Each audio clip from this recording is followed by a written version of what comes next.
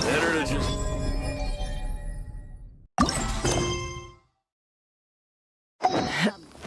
Take me up!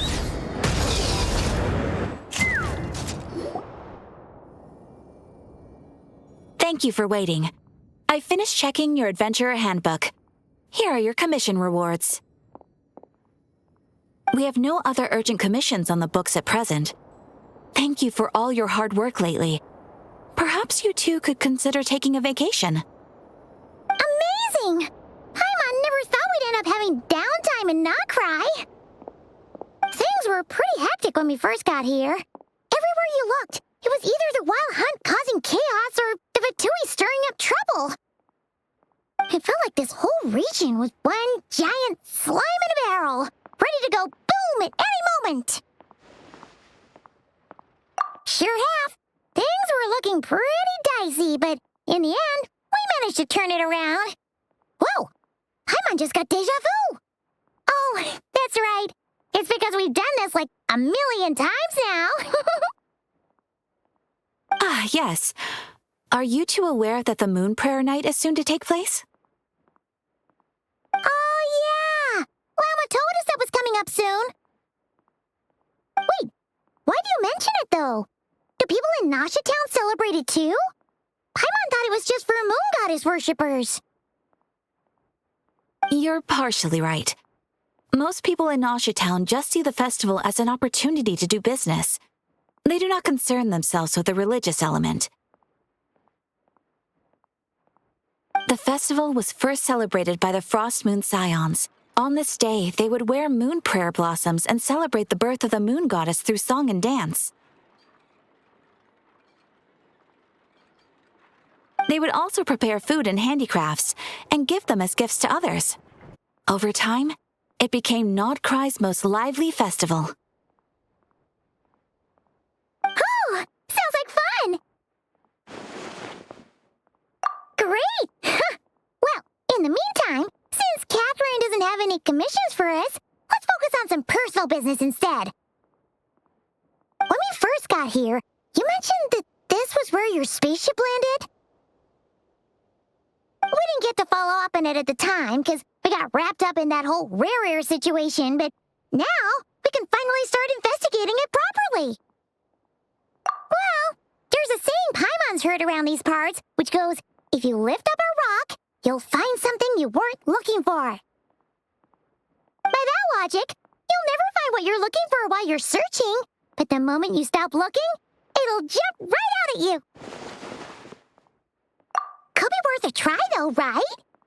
Anyway, Paimon suggests we focus on other stuff we want to do for now, and just keep an ear out for spaceship-related intel as we go.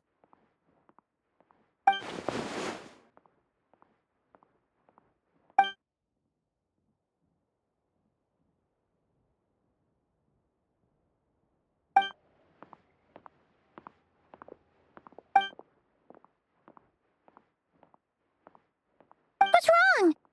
You look super serious all of a sudden. Huh? Paimon gets why you'd be concerned about Colombina, but what does the doctor have to do with anything? Oh, that's true. And now that you mention it, we're definitely overdue for a showdown with the Fatui. It is weird that he hasn't shown himself this whole time. What could he be up to? True. Paimon would much rather deal with Marionette anyway. She says the meanest things, but when it comes down to it, she doesn't seem like a bad person. Maybe it's the pressure of being a Fatuse? Especially as a Harbinger. Does she feel like she's gotta act tough to keep up appearances or something? But then, every time we headed out with Rarier, she always wound up having to repair Polonia and her other robots. That's gotta sting. Losing face always hurts more for people who care a lot about their image. She's probably still furious about it. What? Relax! She's not even here! Huh? What's the matter?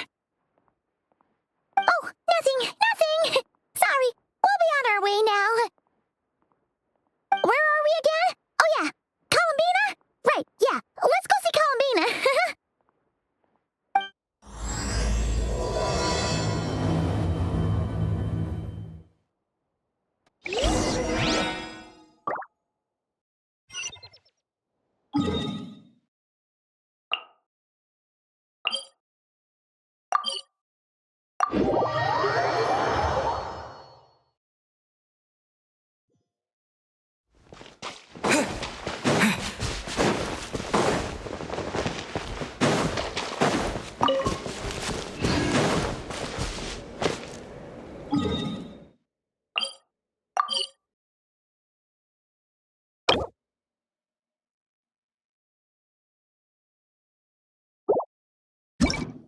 Is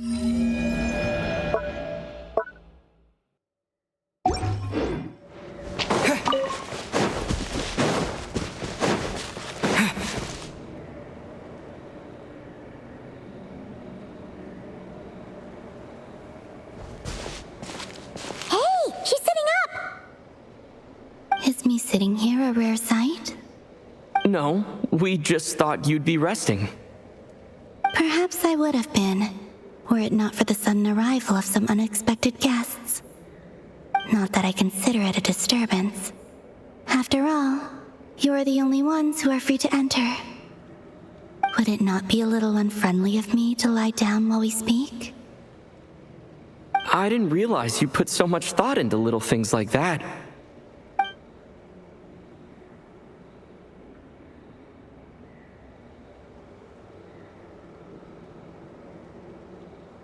Only sometimes. There have been moments lately where I think about you and your companions. They are warm, mysterious, and cozy memories. Very few of my past memories are anything like that. They say that travelers return home bearing bags full of souvenirs.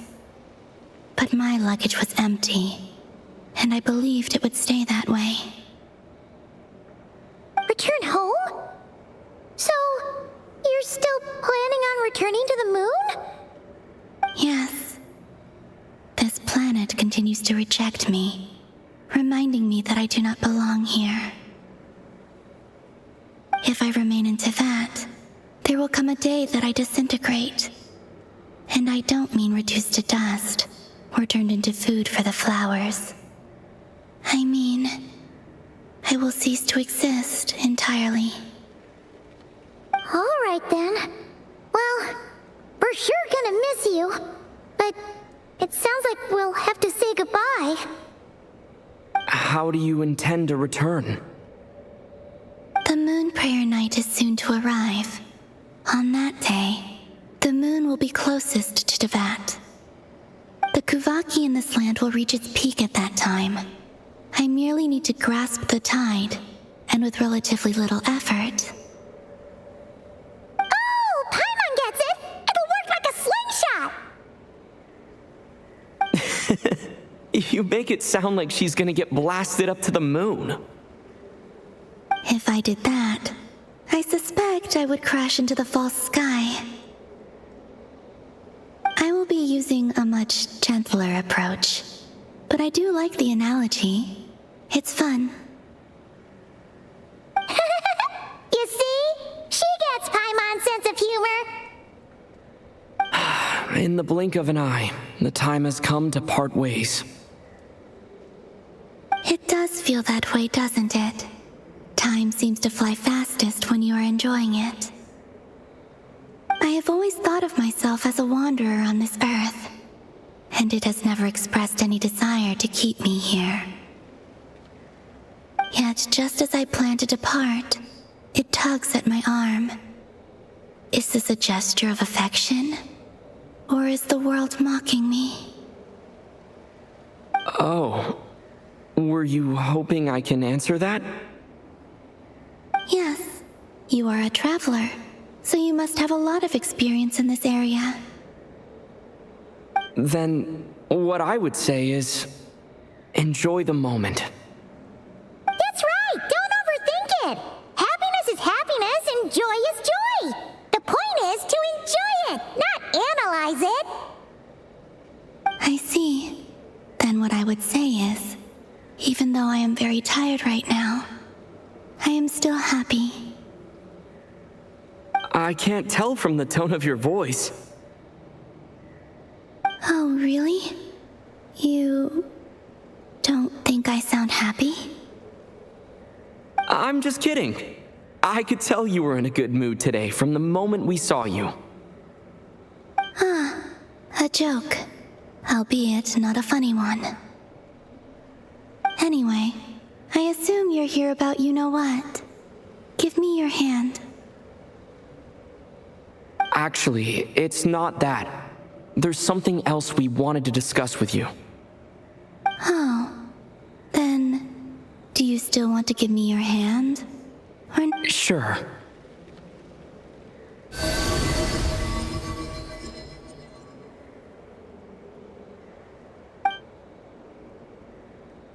Thank you. So, I've heard that in the moon prayer nights of the past, people here would hold celebrations in the moon goddess's honor. Since you helped so much in our fight against the Rehir of Solnari, I think you deserve a farewell party before you return home. I haven't asked everyone else for their opinions on this yet, but I'd like to invite you to join the upcoming moon prayer night. I've never joined a moon prayer night before. I'm not sure what I would even do. Oh, don't worry about that.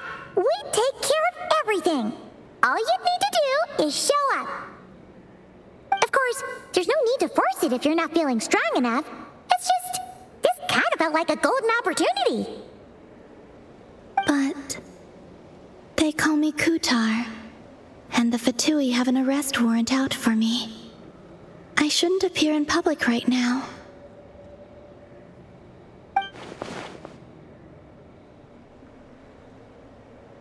I'll make it work. You have my word. Yeah, we got your back. Well, he does. Paimon's actually not too sure what he's planning. All right, if you're sure. I will not refuse your invitation. I suppose it wouldn't hurt to pack a few more sights from this world into my suitcase before finally learning what my homeland looks like. Oh, if you see Lauma, please tell her that my answer to the question she asked me is neither yes nor no. Rather, it is, there is no need. That was kind of cryptic, but sure. Guess it's between the two of you. We'll pass along the message. Bye for now.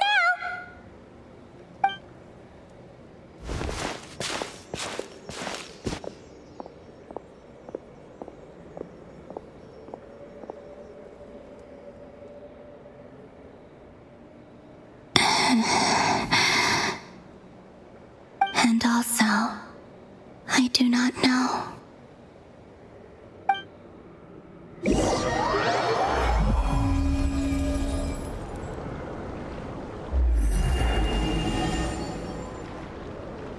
Since she's agreed to join the festival, let's go see who else wants to take part. Lauma's gotta be the person most familiar with the Moon Prayer Night. We should start with her. Also, what exactly is your plan to keep her safe? Not sure yet. I'll figure something out. What? Are you serious? And Paimon even gave you her vote of confidence back there. When did you become so sneaky?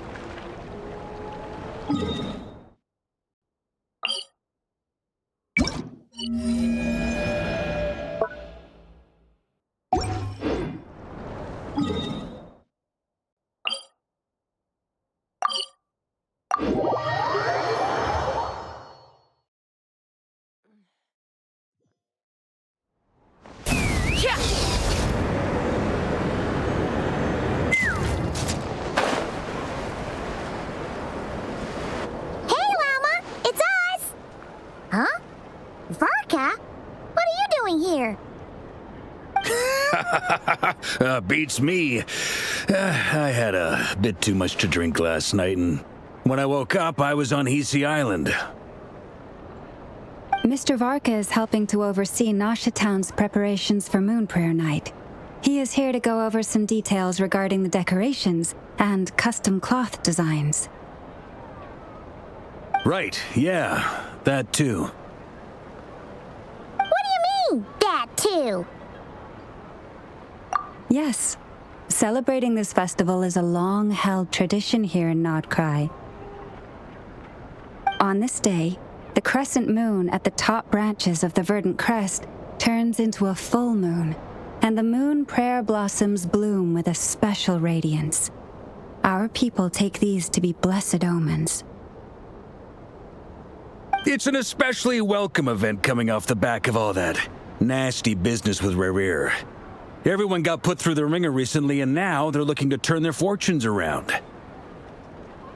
The big shots in town all agree that a big, lively celebration is just what we need to rebuild people's faith in this place. No wonder Catherine said that people weren't so bothered about the religious element. That's right. It's become more of a local custom by this point. The celebrations have little to do with whether the religious stories behind this event are true or not.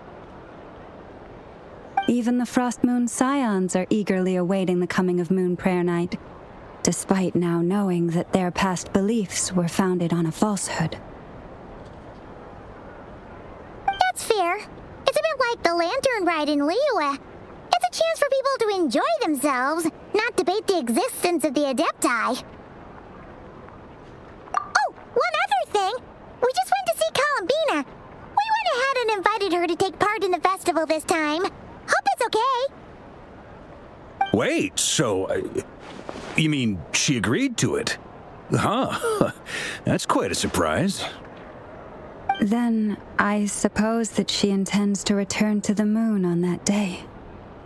Oh yeah, it's kind of a complicated process, but basically, it's like a slingshot. I understand. In truth, I had a feeling that she might make such a decision. Well, if Kuthar has decided to participate in the festival, we should prepare accordingly. Yeah, exactly. She was saying how it could be risky for her to show her face in public. We were wondering if there was any way we could hide her. Unfortunately, the people who carved the statues did an excellent job of capturing her likeness. It will be very challenging to hide a goddess whose face everyone is so familiar with. Darn! We may have bitten off more than we can chew here. Nah, don't sweat the small stuff. We can handle that. Huh? Are you saying you have a plan? Not as such, no, but the most important thing with a festival is to keep the mood light and your spirits up. You can't go preparing for a festival with those long faces. You'll never convince anyone to enjoy themselves. The Mondstatter spirit is strong with this one. As it happens, I agree with Mr. VARKA. Let's start by making our appreciation for Kuthar the beating heart of the festive atmosphere. And who knows, once we get the ball rolling, perhaps everything will just fall into place. Hey! Did you catch that? Lama said the thing! Or close enough, at least.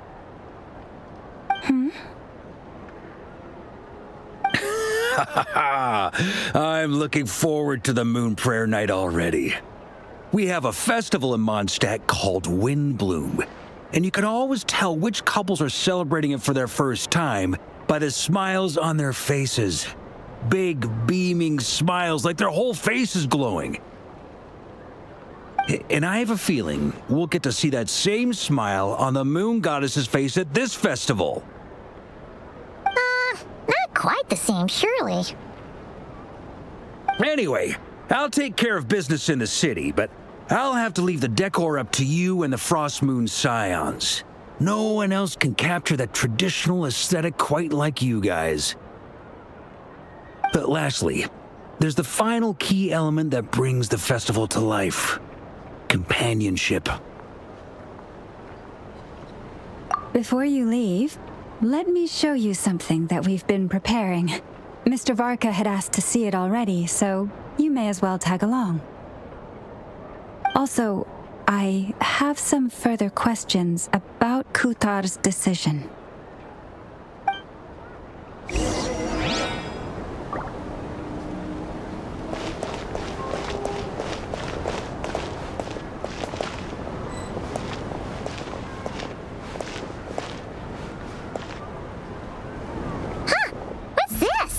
They sure look like they're having fun.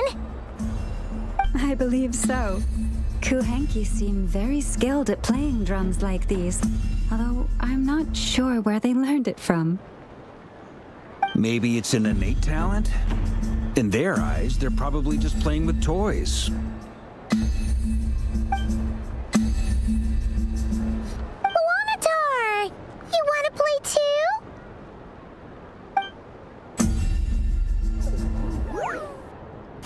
Yeah. She looks more confused than anything. Maybe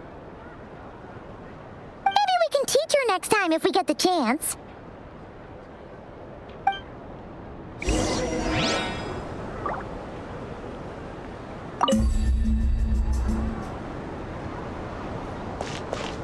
What are these floaty things? Moon veils. We hang them from buildings in the city during the festival. When you look at the sky through them, it creates a lovely misty effect.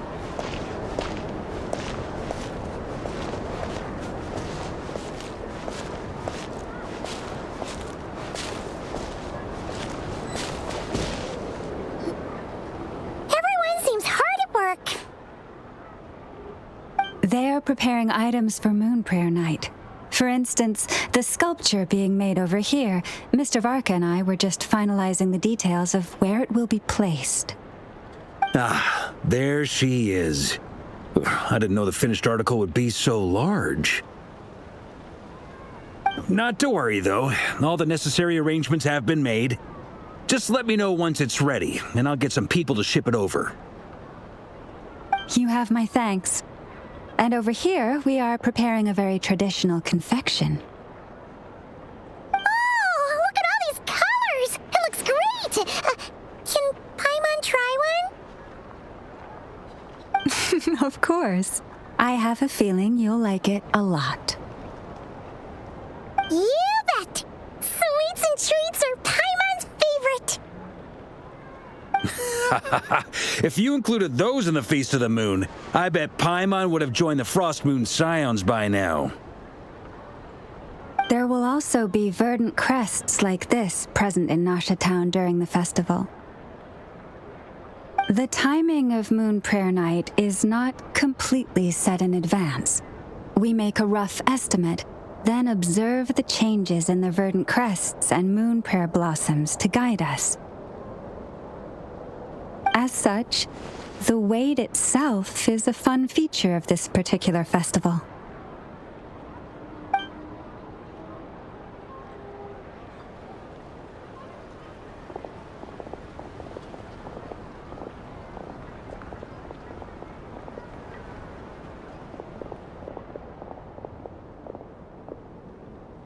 Let's talk here.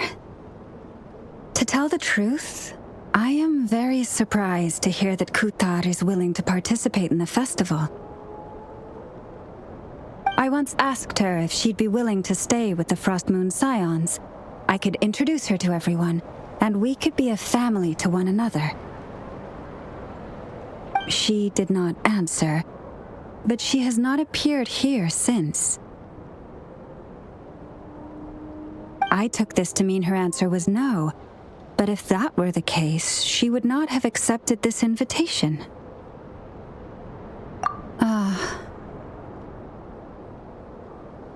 I see. Maybe she is right. Maybe the Frost Moon Scions of today no longer need a moon goddess. But my wish was not for her to come here and be worshipped as a deity. I simply wanted to offer her a place to stay. I'm sure she believes that showing herself here might invite Fatui intervention, and as such, she does not wish to cause us trouble. But what really pains me about all this is that this is her birthplace. She ought to belong here, yet no one has been able to grant her shelter. I think I'm qualified to weigh in here. When someone's about to depart on a long trip, what they need is blessings, not burdens. We should wish her the best, not make the journey harder than it already is. Anyway, she's agreed to attend, hasn't she? All we need to do is simply respect her decision.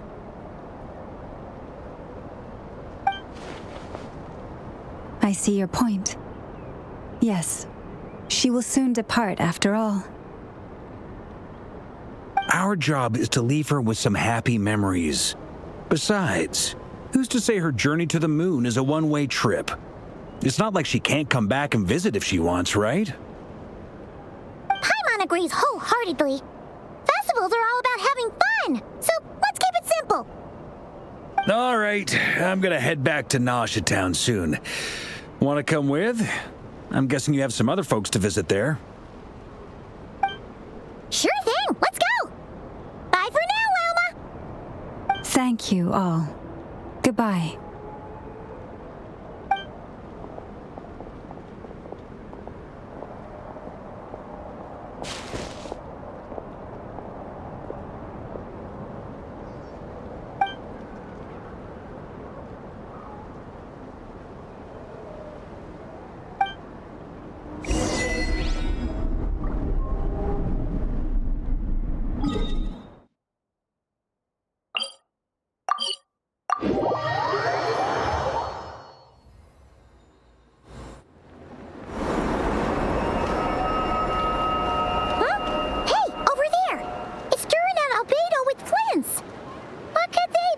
About. Your guess is as good as mine. Ah, Grand Master, and the Traveler and Paimon. Hello there. It's been a while. Perfect. We have some new volunteers for our investigation. Wait, let me guess. The righteous Lightkeepers are finally ready to hunt down the Abyssal Dragon? Yes, that too. Yeah, right. Oh, wait. Why does everyone keep saying that too? Well, to be precise, the facts match, but not the causality. Wait, so I guessed right? Half right. Don't act so impressed with yourself. Maybe I can explain. We ran into Mr. Flint's north of Nausea Town. At that time, we just noticed a few abyssal creatures out in the wild, but the strange thing was, I didn't detect any traces of abyssal energy on them at all. On closer inspection, we realized that they were not real monsters, but something akin to reflections in the water, or perhaps a mirage. Huh? What do you mean? Like, you could see them, but not touch them? Exactly. It was very peculiar. They roared and tried to attack us, but we could not make any physical contact with them. I think I've heard of things like that happening in Krai before, but I don't know much about it. Yes, it's a known phenomenon. Mirage-like illusions tend to appear in Krai in the run-up to Moon Prayer Night. From a distance, they appear quite real. I myself thought that Misters Durin and Albedo were locked in battle with abyssal monsters when I first arrived. But after sharing intel and investigating a little further, we can confirm that these illusions are harmless. There is no great cause for concern. All the Mirage stories I've heard are either animals, rocks, or small houses. Abyssal monsters, though? That's a first. It's a first for me, too. So I'm planning to look into it further just to be on the safe side. I intend... What about you two? Any plans? Alice contacted me a few days ago. She'd like me and Durin to assist her with an experiment. But we lost contact shortly after receiving the message. I'm sure that comes as no surprise to anyone familiar with her. We don't know when the wind will blow, yet when the wind blows, we will know. That, in a nutshell, describes how Alice operates. Yeah, that tracks. Okay. Well, I suggest we investigate this Mirage business in the meantime. It's piqued my curiosity. And I'm pretty sure I know someone who will already be 10 steps ahead of us. Well said. Right? Whatever's happening in Krai, she always seems to be the first one to know. Let's go see what she knows. We can invite her and her staff to the festival while we're at it.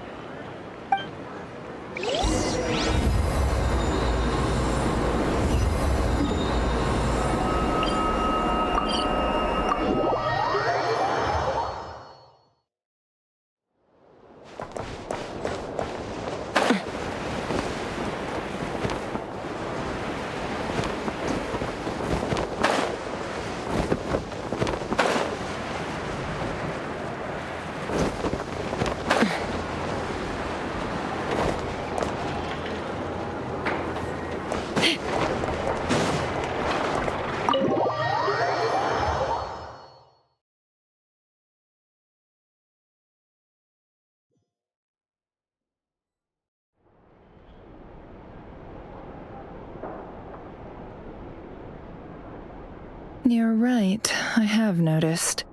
There's certainly something a little fishy about this situation.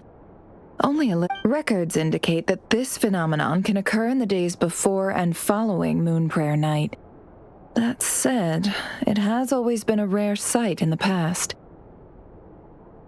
The odds of encountering these phantoms are similar to looking up in the night sky, happening to see a shooting star, and managing to make a wish before it disappears. But this time, either everyone's getting lucky, or they're appearing far more frequently than usual. Yehoda's out gathering intel as we speak. In the meantime, let me check off some points of interest. First, the Abyss. The ones we saw seem to be abyssal monsters. Indeed. But we have identified one location where many more of them have made an appearance. And not just monsters, but human phantoms, too. Given the scale and nature of the phantoms, it's almost as if someone's last memories are coming to life. Or... Oh!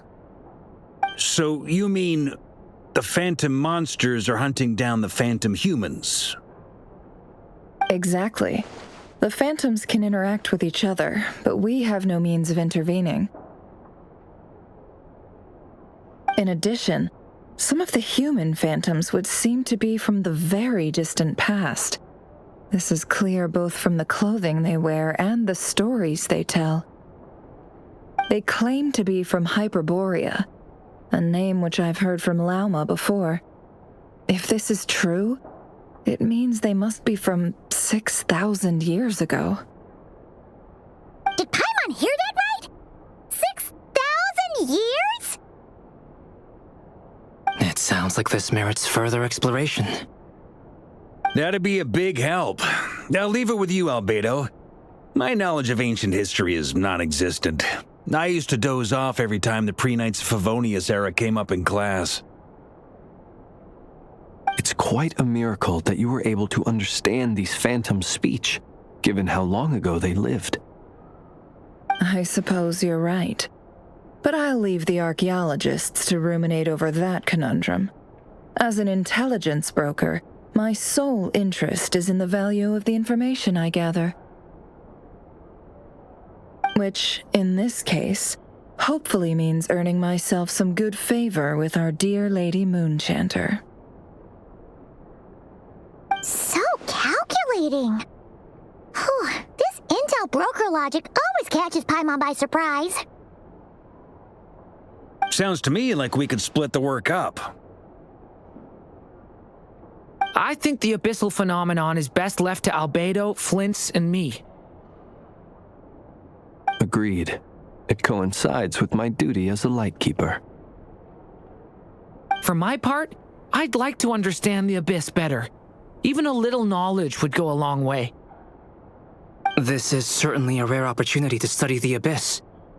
But even rarer, perhaps, is the chance to make contact with the Ancients. The Curatorium will take the lead on investigating the Hyperboreans. We put in the work to learn what we know so far. It seems only fair that we get some quantity of exclusive intel. That just leaves our trusty team of 2 unassigned. Since you became an honorary knight, of course. This was part of my grand plan all along. Ha ha ha!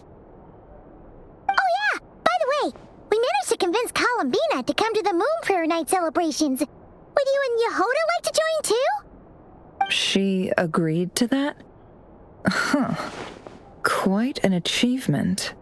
Never underestimate the traveler, I guess. I'd be happy to join. No point shutting myself inside when the streets are all decked out. I doubt any clients will be visiting during the festival in any case. And Yehoda loves a party, so I'm sure she'll jump at the opportunity. No! No! No! No! No! No! No! No! No! Way to contradict me in front of...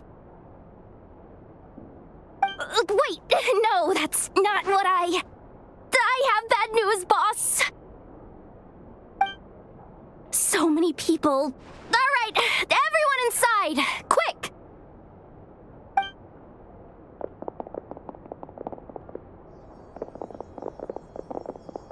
This is gonna sound crazy, but hear me out. I saw one of those phantoms at Star Sand Shoal, and it was some sort of flying ship.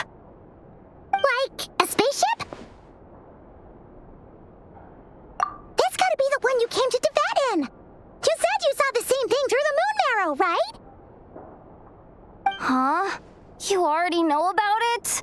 I thought I was gonna blow people's minds. Turns out I'm the last to find out. Wait. Back up. You came here in a spaceship? Now my mind is blown! What's it like on the inside? Was it like flying through space? I want to know everything! Yep, exactly. Huge discovery. You're the best, second best intel broker in the world. After your boss, of course. Wow. Really? Well, I don't know if I'm all that, but... I guess that decides where we're heading next. Come on, don't look at me like that. I know the spaceship doesn't have anything to do with me, but you don't want to leave me as the only one twiddling my thumbs, do you? Please? Fair enough. You can tag along. In that case, let's meet back here to discuss our findings once we're done. I wish everyone a productive investigation. You too!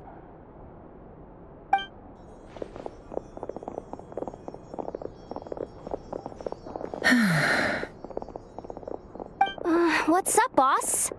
Aren't we gonna head out? Tell me, Yehoda, when did the Curatorium start giving out intel for free? Oh, sorry, boss!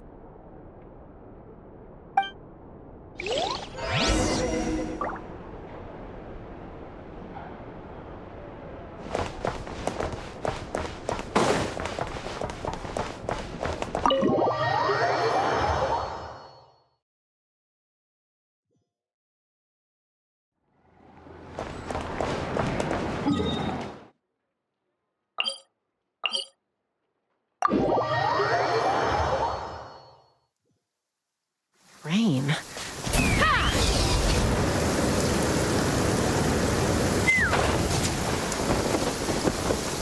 Mama! Bird.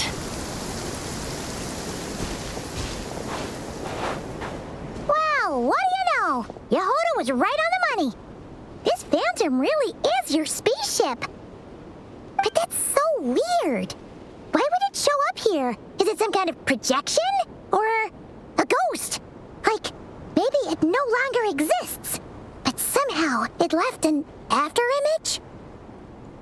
Ah, you're already here. Miss Lauma, what a surprise. I thought you were busy with festival preparations. I was, until one of our people informed me that a strange sight had appeared at Starsand Shoal. No one's ever seen something quite like this before. I thought I should see it for myself. Same here. Oh, so we heard that these things appear around the festival period. Any idea why that is? Unfortunately not. We have very limited information about them, since they can't be interacted with, and no human phantoms have ever made an appearance before now. The most we've been able to deduce is that these sightings appear to be connected to the increase in Kuvaki energy around this time. Yeah, seems like that's all we can do. This is all so confusing. Allow me to lend you a hand.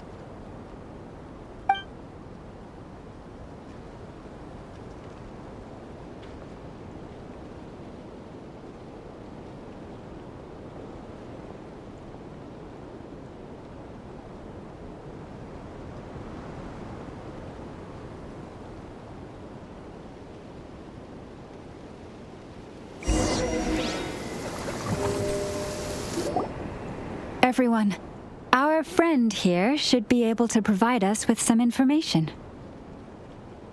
Is that a phantom Rhyme-horn deer? I've heard about how the Frost Moon Scions live in harmony with the animals and can even communicate with them. That's coming in handy now, for sure. Okay. Yes, I understand. Then how about this?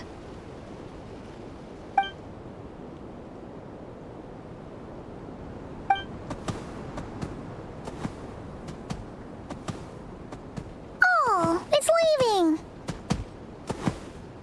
It appears to share our curiosity about this giant spaceship, so I asked it if it wouldn't mind investigating along with some friends.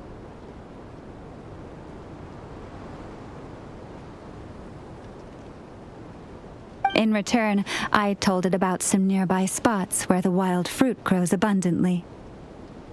We may live in a different era from these phantoms, but I trust that the terrain, climate, and ecology here are more resistant to the effects of time than some things are.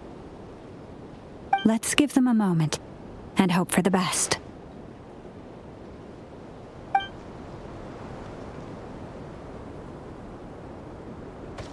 All back together.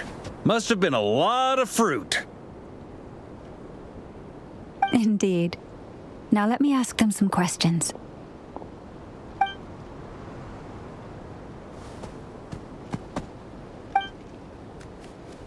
It did find a lot of wild fruit, enough for them to feast for a long while. This puffin circled in the air several times, but didn't spot anything out of the ordinary. Certainly nothing to do with the spaceship. Huh. Well, it definitely makes sense to get a bird's eye view. Indeed. Other than that, I was also thinking that the world these phantoms see is also different from ours. Oh, I get what you mean. The wild fruit exists in both times and spaces, but there might also be things that only exist in that space-time, which we can't see. Good point. Great thinking, Lauma. Blunthorn rhinos can use Kuvaki to shift great rocks, but this one says it couldn't get that ship to budge by even an inch. The sniffer mole tried too, but despite being a skilled digger, it could not get through. They say that the spaceship looks robust and undamaged. It seems completely impervious to any and all attacks. Whatever lies within is well defended from harm. So, just like us humans, there was nothing they could do about this spaceship either. Yes. Still, they deserve our thanks. We are grateful for all your efforts, dear friends. Now go, and enjoy your feast.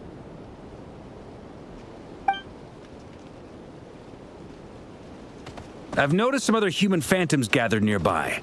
Come on, let's go talk to them.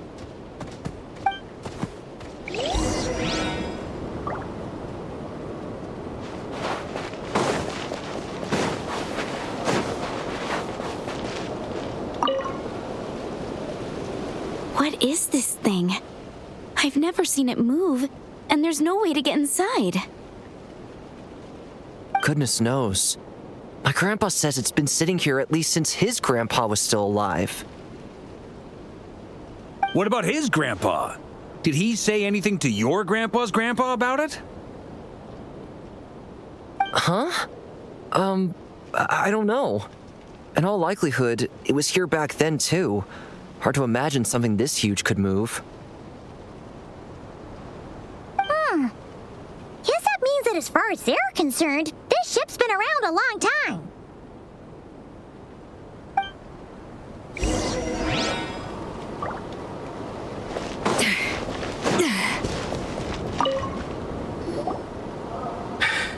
Come on, brothers. If we can get even a small chunk off of this thing, it's gotta be worth a fortune. Today is the day we strike it rich. Huh? You mean Paimon? Yes, brother, I shall join you. Let's make our fortune. We should go with them. What the? This thing is crazy tough. I can't even scratch it. What's it made of? Sorry, brother. Looks like we'll have to seek our fortunes elsewhere. Enjoying yourself? I was just seeing if I could influence this phantom's perception by playing. But nope, no dice.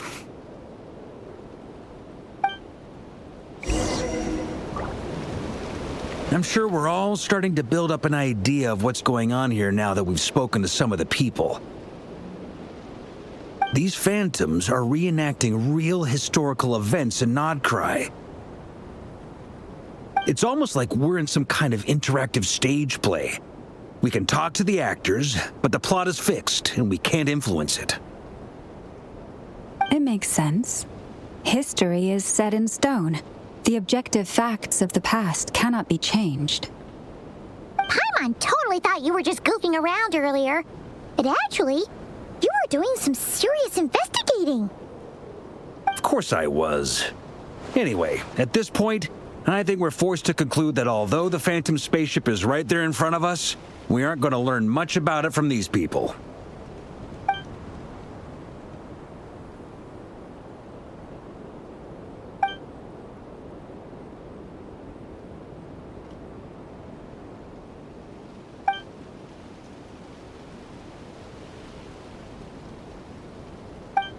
Don't be discouraged. If nothing else, this is proof of the ship's existence. And think about it. So many people tried to hack their way inside, but no one could get the door open. It's made of very tough material. To me, that says that we'll either find the ship itself or the story behind it. It's just a matter of time. Huh. Every now and then, when VARKA gets serious, he actually does seem like Grandmaster material for once. I wonder how the others are doing. Let's head back for now. Sounds good. Also, drinks are on me if Team Knights of Favonius is the first to finish.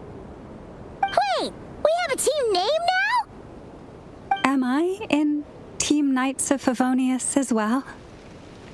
You're very welcome to join. We've even got a cathedral ready for you. Isn't that technically blasphemy? You wouldn't dare make a joke like that if Barbados was in earshot. Nah, I'm sure Barbados doesn't mind a little harmless blasphemy once in a while.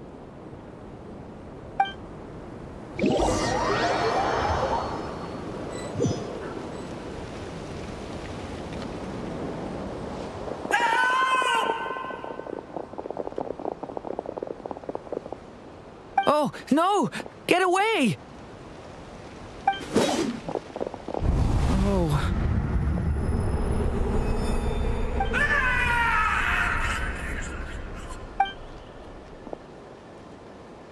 I know it's hard to stomach, Mr. Durin. But as I'm sure you've noticed, there is nothing we can do to intervene in that which unfolds before us. But we have to at least try. And try you have. But are you aware of how many unsuccessful attempts you've made now? I wasn't keeping count.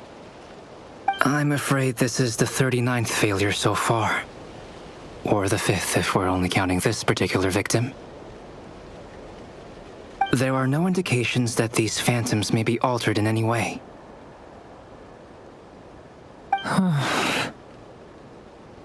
You seem to have calmed down a little.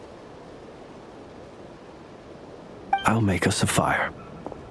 You should rest and have some water. Feeling any better now, Mr. Durin? May I ask a few questions? Be my guest. What exactly are we witnessing here? What happened to those people? My guess would be that we are seeing Nocturne during the Conrian Cataclysm. Would that be... Conria? That is correct. As you know, once the Abyss senses even the tiniest crack, it floods in and spreads like wildfire. There was a time in the distant past when it permeated all of Nocturne, causing immeasurable harm. The people paid a terrible price to heal this land. Then 500 years ago, the whole of Teyvat suffered an abyssal disaster. Once more, Nocturne was dealt a devastating blow. I see.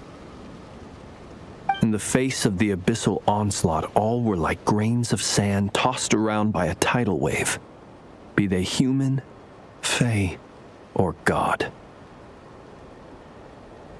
The moment you witnessed is but one drop in a whole ocean of catastrophe. All right. I guess that answers my second question, too. I wanted to know why there's nothing I could do to help them, and that's because what we are seeing is history. That would be my guess as well.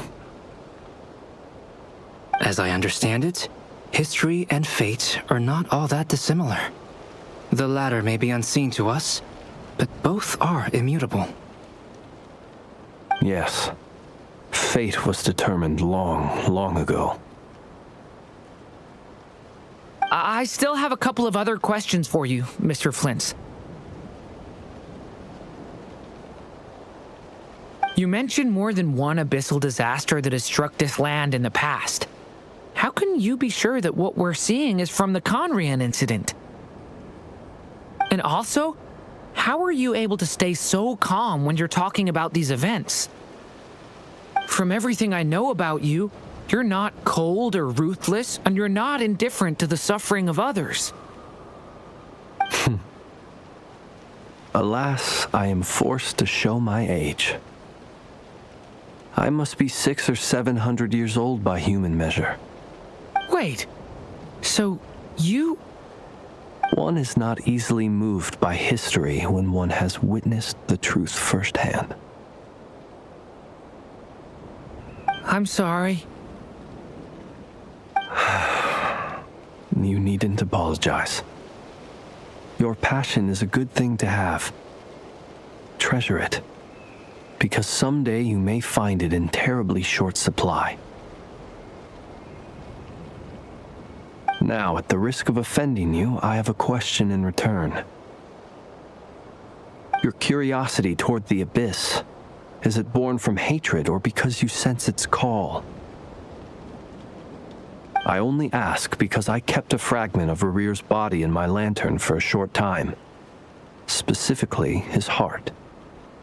So I know what a burden it can be to carry the Abyss with you. and I hear its power growling from somewhere within you. In my eyes, your mere existence is a miracle. My honest answer is, I don't know. I don't think I have the confidence to say for certain. What I will say is the abyss is not the only issue that haunts me. Even before I became who I am today, the question dogged me constantly. Should I even exist at all? My doubts remain unresolved.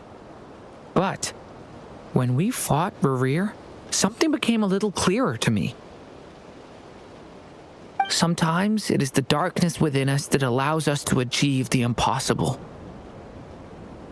I certainly got the sense from your 39 attempts that you were trying to achieve the impossible.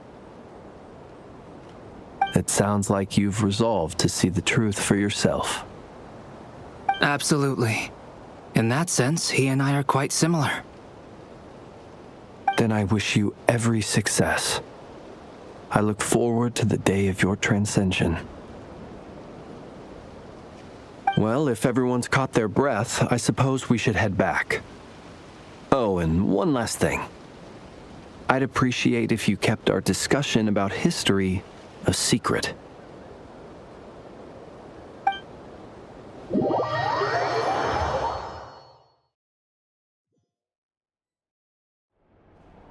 Incredibly, our separate investigations led us all to the same conclusion. Hooray for consensus! Yeah, but we barely learned anything, though. I totally thought this would be the mother lode.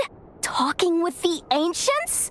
I mean, come on! But nope, all we got was useless snippets of conversation. And all this stuff about moons and hyperopia. What a load of baloney. Seems like people back then had a few screws loose. I understand your frustration. We found the same issue. Each phantom only showed a very brief moment in time. There isn't much value to be found in these miscellaneous fragments of a civilization's history, no matter how glorious it may have been. If there's a silver lining, it's that these phantoms are harmless to the present reality. They shouldn't get in the way of the festivities. Paimon agrees. And not just because it's the first thing she understood in this whole conversation.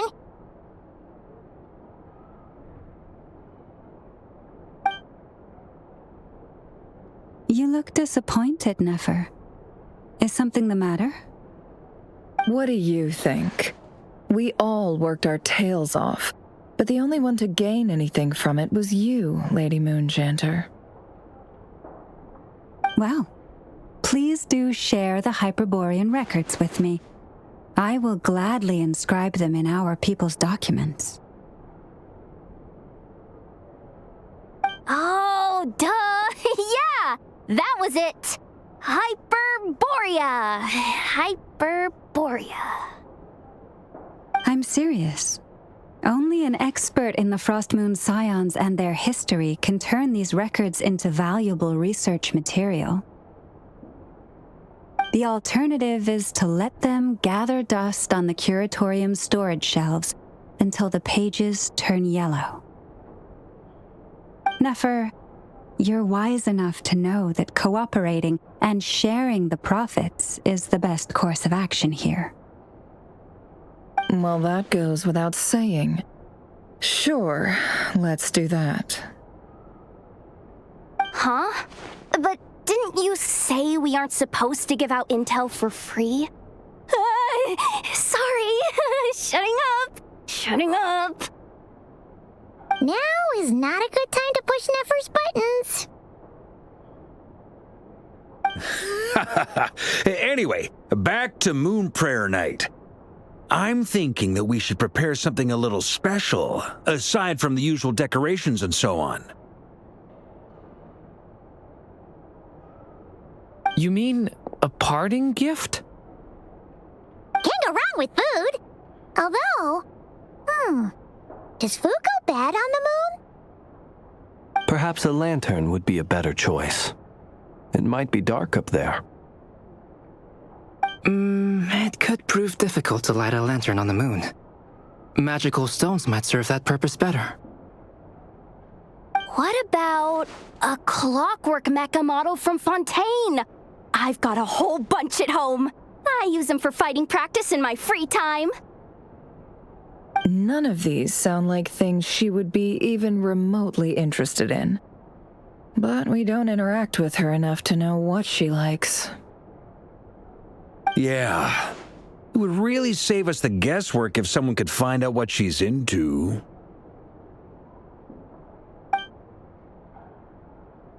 Wait, what the? Traveler?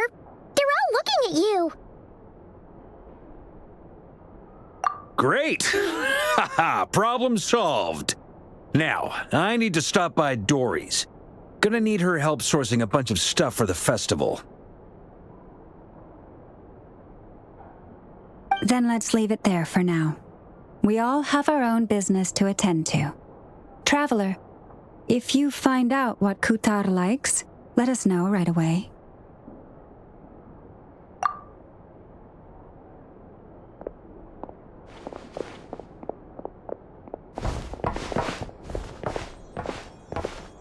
Is something the matter?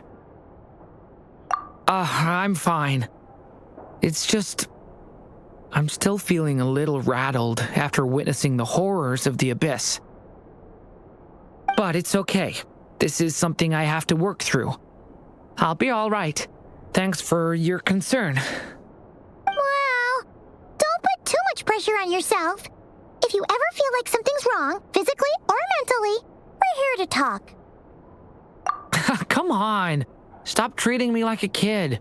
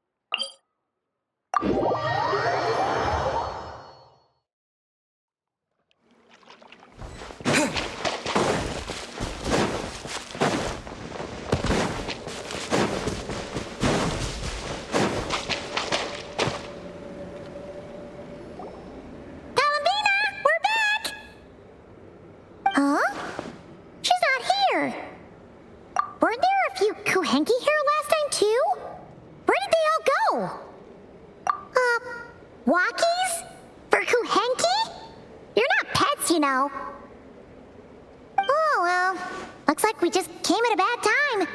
Let's try again tomorrow. There's still a few days until Moon Prayer Night, so we're in no rush. Besides, she needs time to rest anyway.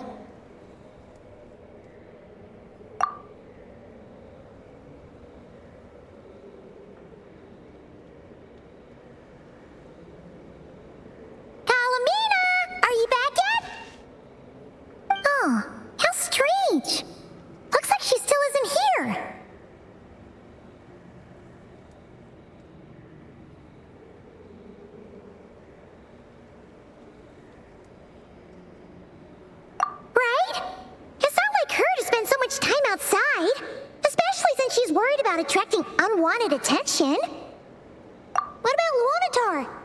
Lunatar, you there?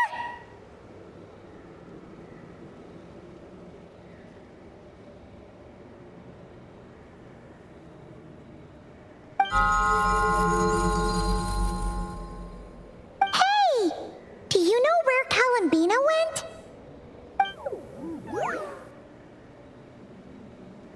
Sorry, didn't understand. But if you know where she is, could you take us to her? Yeah, that's even stranger. What about him? Oh, that's not good news. They change color when COLOMBINA gets weaker, right? And they look super pale right now. Good idea. She might know what's happening.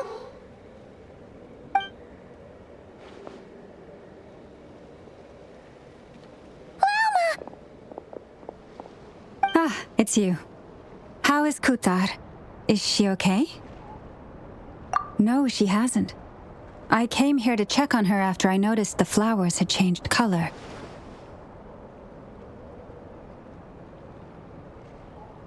Based on past precedent, she must be very weak right now. Even getting up to walk would be a struggle. It seems unlikely that she wandered off outside. Not to mention that she doesn't do that at the best of times either. So yeah, this is super weird. No. Very few people are in the know about Kutar's whereabouts. And if anyone suspicious had visited, they'd have left some sort of evidence. Come on, let's go to Nasha Town. If anyone has seen her, someone there will know about it. It's not Krai's information hub after all. Makes sense. Let's go!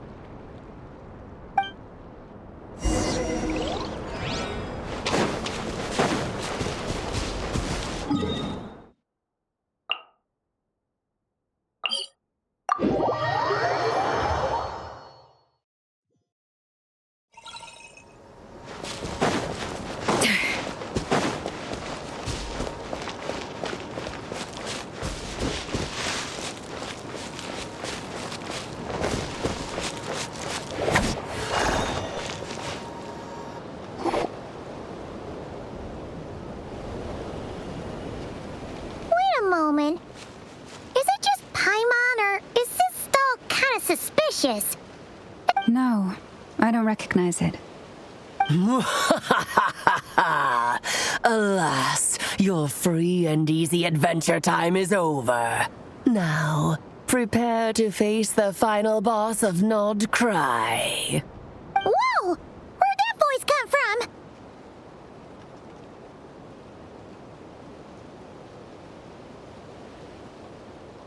Not sure, but it's definitely hostile.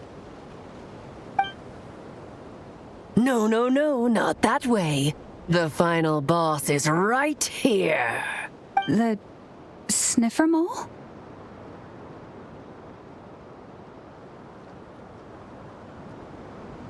That's the final boss? Surely not. Also... Okay, the jig is up. I'll stop teasing you. Turn around. I'm right behind you. It seems I've managed to leave quite an indelible impression, even though you've never seen my face. Oh, nothing could make a great mage more pleased with herself.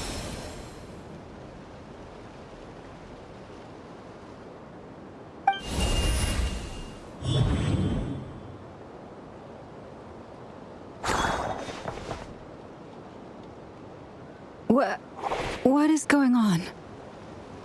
I've heard that all the big shots in Teyvat have long, wordy titles that stun people speechless when they make their entrance. Unfortunately, none of them are affiliated with the Hexen Circle, and we ourselves keep a very low profile. The notorious name-dropping doesn't quite work for us. Still, I, for one, think I'm really quite amazing.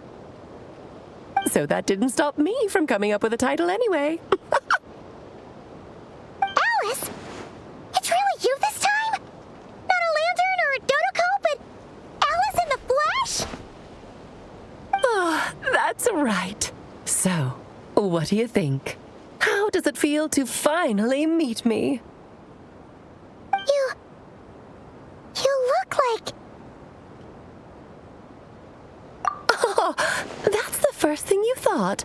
A little surprising, but that actually makes me very happy. Because that means that when Klee grows up, she'll be just as stunningly beautiful as her mother. So she's a friend of yours? Kind of. This is actually the first time we've seen her in person. I see. Madam Mage, that was, quite a powerful entrance. I certainly won't be forgetting it anytime soon. It's okay, Lalma, don't force it. Paimon will do the honors. This is Alice from the Hexen Circle. She's a friend of ours. And of Varka's, too. That's right. She's a good person, just kinda unpredictable. Well, what is the human heart if not unpredictable? Hmm? If we could not do as we please, how would we differ from machines?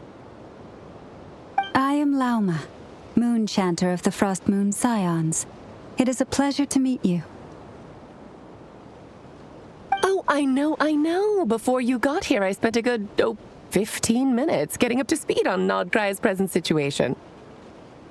In other words, I've read the whole in the last episode part, so we can skip the pleasantries. Fair enough. Well, Miss Alice, I can already tell that you have quite a unique personality. He'll get used to it. Paimon sure is. So anyway, what are you doing in Noctrai, Alice? Oh, I thought I told you already. This time, I'm the final boss.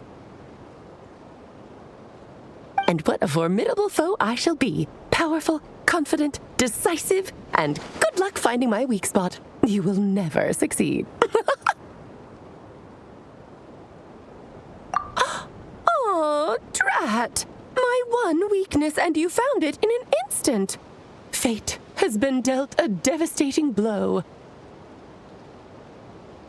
Thus falls the great Dodo King. Why are you playing along with this nonsense? For funsies, of course. What's wrong, Paimon? Are you disappointed in me? Am I a gigantic letdown? No, it's just... You seem like a busy lady. And this is the one time you've shown up in person. Paimon figured it would be for something more high stakes than just goofing around. You're quite right. I'm here in Noctrai because something big happened. Something big enough it caught the attention of the Hexen Circle. It concerns the 3 moons, Tevat's borders, and of course, the moon goddess you are currently searching for. Kind of. Why don't we discuss this over a pot of tea? My main reason for coming on this trip to Tevat was, of course, to have some fun. But I do technically have a job to do as well. Namely, maintaining the stability of Tevat's borders. I'll skip over the complicated parts, but to sum it up, abyssal energies are all that lie beyond Tevat's border. We'd find ourselves in a real pickle if they ever made it through. And the phantoms you've been seeing are a sign that the border has been disturbed. Ah, no wonder they tend to show up around Moon Prayer Night. Is it because the real moon is now so close to us that its power can cross the border? In part, but only a negligible amount passes through. Just enough to influence the verdant crests and so on. And as you've noticed, there has been an unprecedented number of phantoms appearing this year. The influence of the moon beyond the border cannot explain this. No, there is another far greater factor at play. The trilunar syzygy. A trilunar syzygy? Eons ago, before the heavenly principles came to Tevat, it was the then 3 moon goddesses who controlled the laws of this world. Oh, that's exactly it! The 3 goddesses split these powers amongst themselves, promising never to consolidate them into one singular body. This was meant to keep the world stable. But, fast-forwarding to the present, the eternal moon's marrow is with you, while the iridescent moon's marrow, which should never have appeared in this world, has been retrieved. Add that to the presence of a moon goddess in the flesh and... the power of all 3 moons is gathered here in Noctrai. There hasn't been an event like this since the War of Funerary Flame. And it's having a noticeable effect on Tevat's borders. Because I wish to give my darling daughter a peaceful, sunny environment to grow up in. Is that a good enough reason? Kinda sounds like you're dodging the question, but it does make sense. Well, that's one reason anyway, and the most important one. The others are a little complicated to explain. For instance, cleaning up after dearest Miss R. Albedo could tell you more about that if you're curious. But right now, I have a more important question to ask you. Why are you collecting the moon marrows?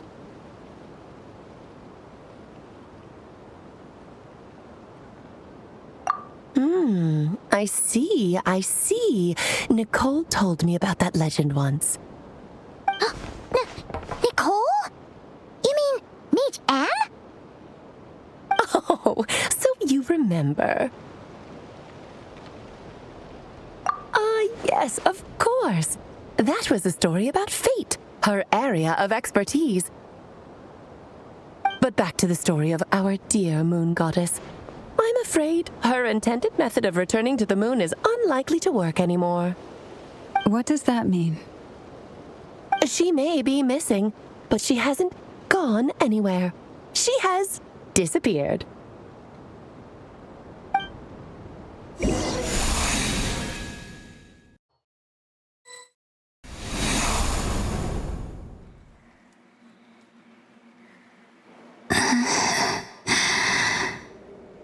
My body is so heavy. Wait, no. It's my mind that's heavy. My arms and legs are as light as a feather. What's happening to me? I feel drowsy, like I've been asleep for too long. I think I'll go for a walk.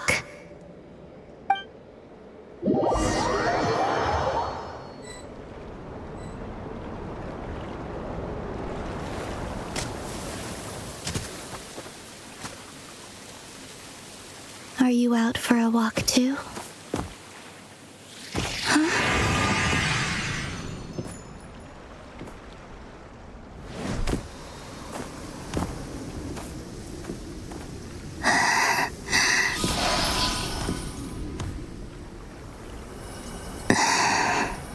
The day has come at last.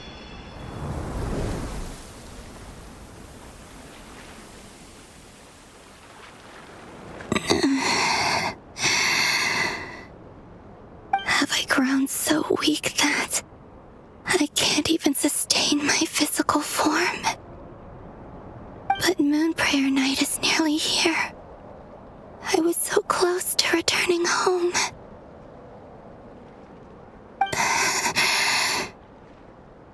Death is near. Is this how it ends for me? Will I return to the moon after I disappear? Or...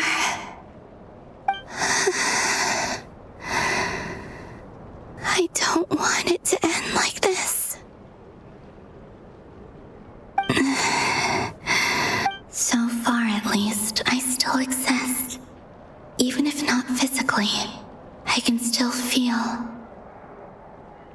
But as my power wanes, I'm sure that too will fade. I suppose I might take one final look at this world.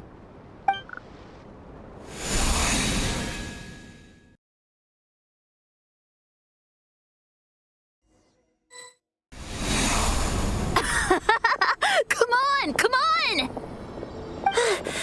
Wait for me! The Frost Moon Enclave. How much it has changed since I was born. These decorations, they're so heavy. It's times like this when you kind of wish men could be priestesses and acolytes. How fascinating. I've never had the chance to be privy to people's private lives in this way. In the past, people would get so solemn and serious the moment I showed my face, like they were frozen stiff. Karina, Lametti, it's time to eat. Coming. I want to watch them a little longer.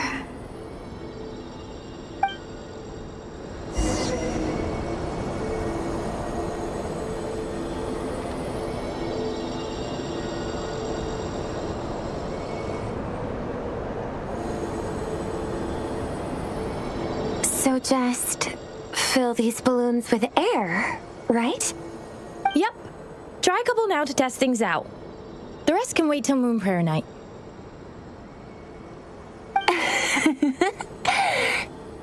Think fast. Breda! Teasing an acolyte of the Frost Moon Scions? Surely that's a punishable offense. Take this! Huh? All right, enough horsing around. Lady Lauma gave us a task. We should get back to it. The task is just to check that the balloons don't leak, right? Doesn't matter if we fill them with air or water. Okay, you got me there. And you got me there. But still, we can't use all the balloons before the festival even starts. We won't use all of them. And as long as Lady Lauma's trusted acolyte doesn't snitch, this can stay as a little secret between friends. A couple more can't do any harm, right? Oh, you menace. Then, think fast!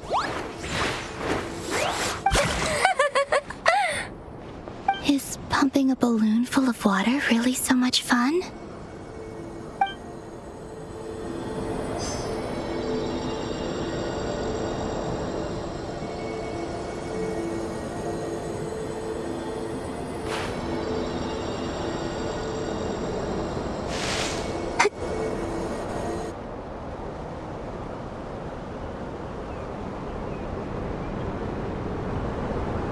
I'm sure you're both tired from playing all day. Come on, eat up. A plain, humble meal. That has always been the way of the Frost Moon Scions. Huh? How come Lamatti got a midsummer berry dessert? Oh, I always get Lockaberry. I don't mind sharing. You can have a bite of mine if I get to have a bite of yours. They're sharing food? I've never shared food with anyone before. Even at the Harbinger tea parties, everyone just ate off their own plate. And when I couldn't finish my food offerings from the Frost Moon Scions, they'd leave the leftovers out under the moonlight for the animals to claim. Hey! That was 2 bites! Oh, then you can have another bite of mine. Oh, you too. Oh, don't fret now. Here, have some of Granny's too.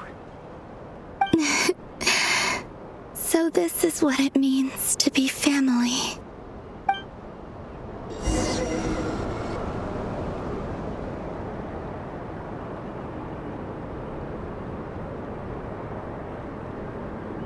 I'm seeing so much that I'd never usually get to see. They'd never act like this when I was around.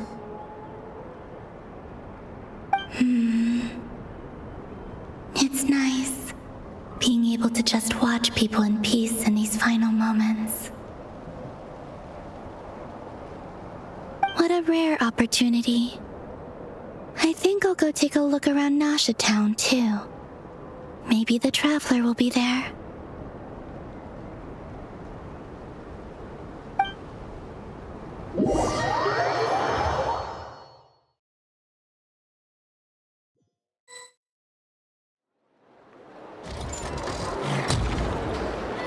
After the War of Funerary Flame, the moon goddesses were no longer recognized by Tevat. They lost the whole foundation for their existence.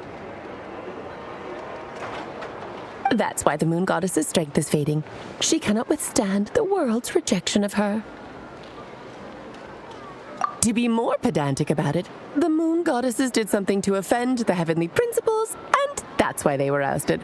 Something of a recurring theme in Tevat's history. Theoretically, speaking so candidly should put me in their crosshairs too, but they can't tell me what to do. I'll say whatever I want. Anywho, the moon marrow energies were but a drop in the bucket for her, and that battle against the Ray Hair of Solnari only weakened her further. Fortunately, it happened close enough to Moon Prayer Night when the Kuvaki concentration here is high. That's the only reason she managed to survive this long. What do you mean, fortunately? You said she disappeared. We're too late. Oh, what a headache. I thought this was all common knowledge. I guess I have some more explaining to do. Okay, buckle up. It's time for another lecture.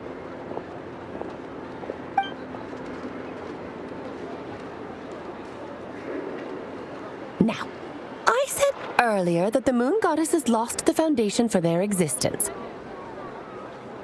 The reason for that has to do with the natural order. Basically, the rationale for their existence in Teyvat was lost.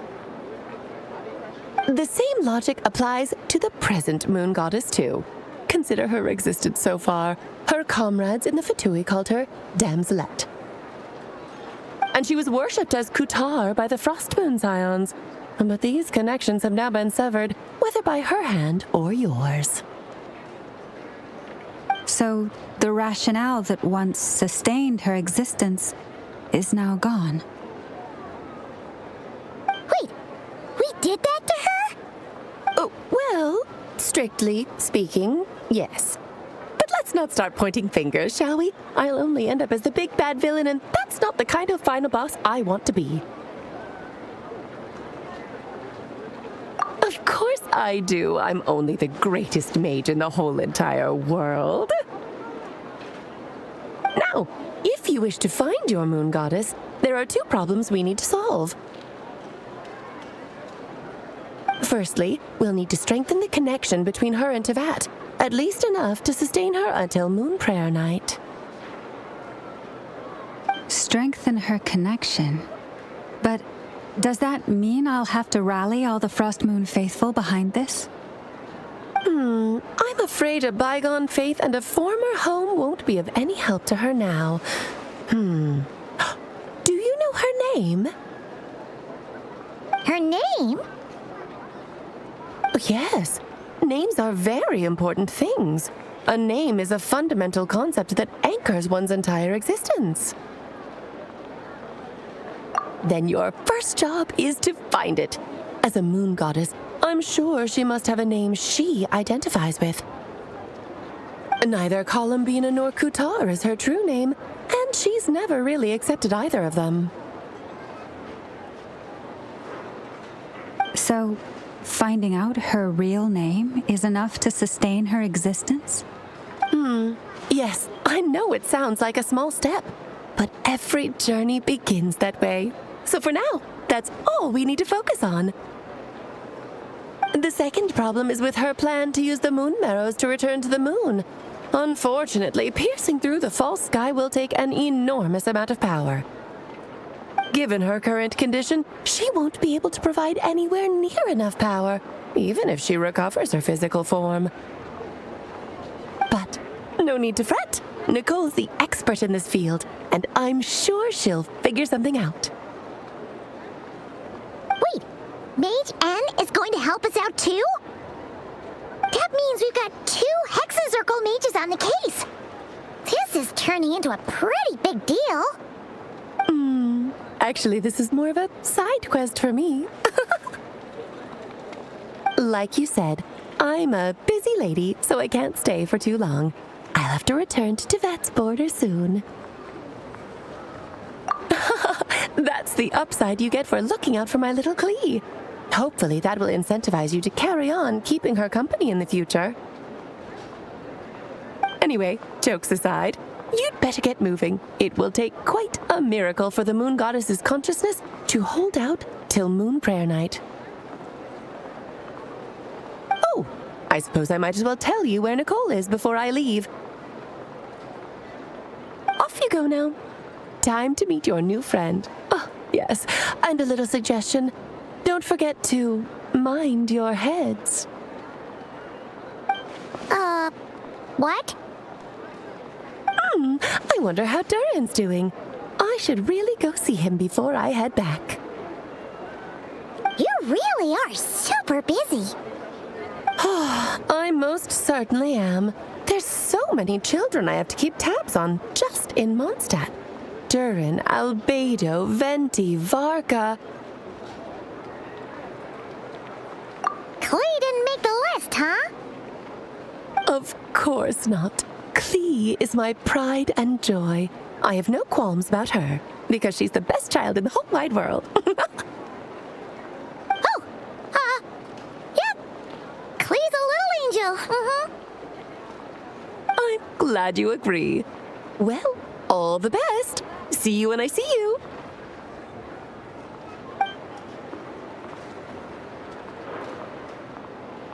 She left in a hurry. Yeah, she didn't pack up her stall. Should we handle it for her? I must say, I'm now very curious about her daughter. Krai, wasn't it? What's she like? That's a long story. Come on, we'll fill you in as we go.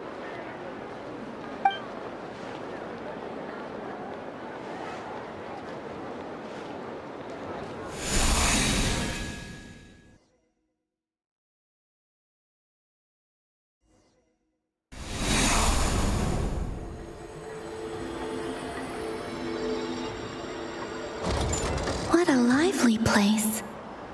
I've never experienced Nasha Town like this before. Hey, you old geezer! Your hammer's rusted through! Who are you calling old geezer? Are they quarreling? I'm looking right at him! You've really gone downhill since giving your daughter free rein in the workshop. Can you even swing a hammer anymore? It shouldn't take you days just to fix a single chair. You might as well use that hammer to massage my back for all the good it's doing. Don't run your mouth, or you'll get a back massage that'll put you in bed for the rest of your life. Look, the materials haven't arrived yet, all right? You know how busy it gets in the days before moon prayer night. I'll bet you send all the materials to your little princess. Blood's always thicker than water, huh? All right, you've made your point, Uncle Koski. As soon as the materials arrive, fixing your chair will be the #1 priority. And Dad, if you've got time to chat, why don't you lend me a hand, See? Lolka knows what the score is. I guess they're friends. But the way they spoke to each other was so ugly. Then again, it wouldn't be the first time I've seen something like this. Colombina! Sing outside my door in the middle of the night one more time, and I'll unscrew your vocal cords. You hear me? Oh, Zandrone. So that was her way of trying to be friends with me. What a pity.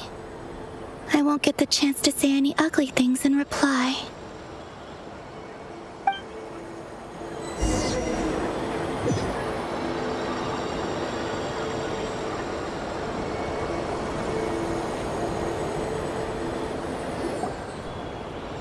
Hey, have you decided what to give her for moon prayer night? I sure have.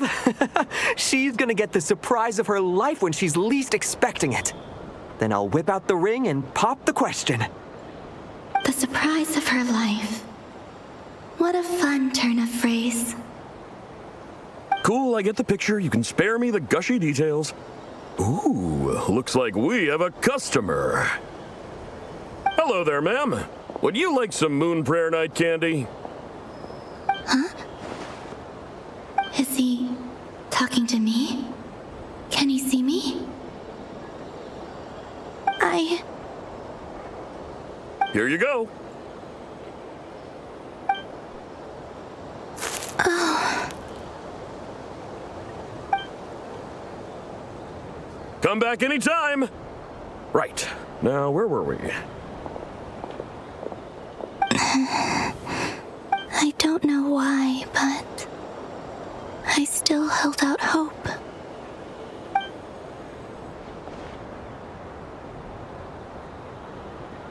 The most important thing right now is to find that mage. This name thing seems super important too, but where do we even start looking? I'd better go pay the Fatui a visit.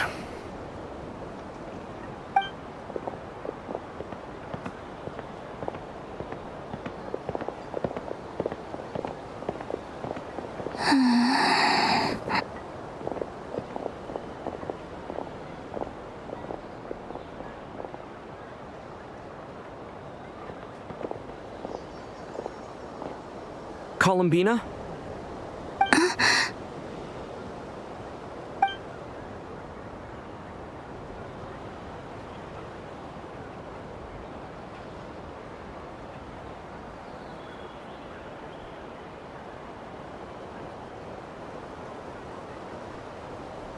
Traveler? Let's go! This is no time to be spacing out!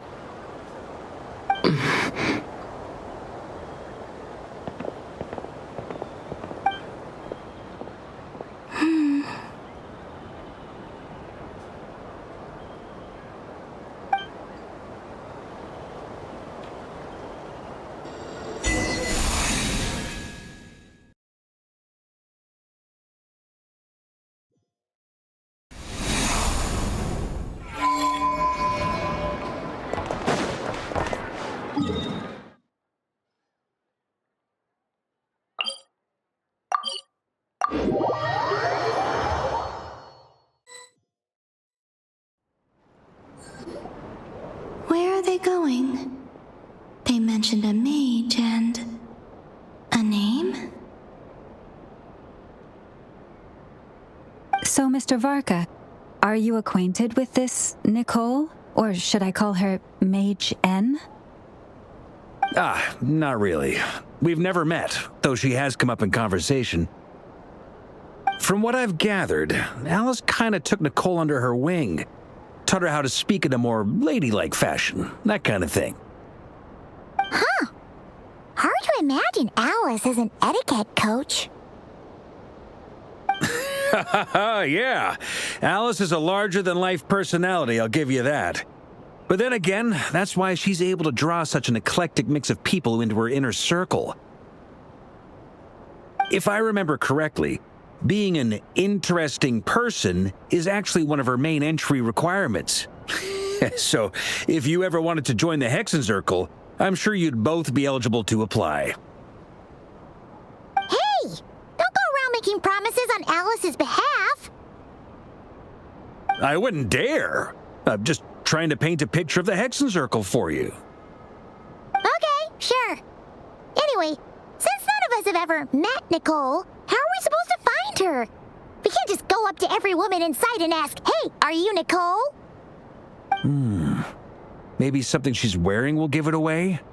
Like a wind bloom pinned to her chest or something. Wait a minute. Alice never said Nicole was from Mondstadt. Oh, true.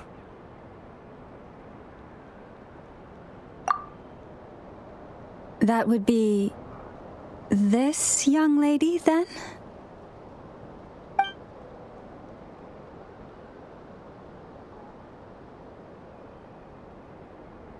Hey there! Sorry to disturb you, but are you Miss Nicole? VARKA, Knight of Boreas of the Knights of Favonius. Alice might have mentioned me before. If we got the wrong person? Sorry. Well, this is awkward. When I shook my head, I meant, no, Alice hasn't mentioned you before. Huh? Where is this voice coming from? My apologies.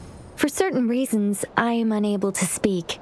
This is the only way I can communicate with you. It might take some getting used to, but I hope you can understand. Hey, it's fine. I'm more shocked by the fact that Alice never speaks about me.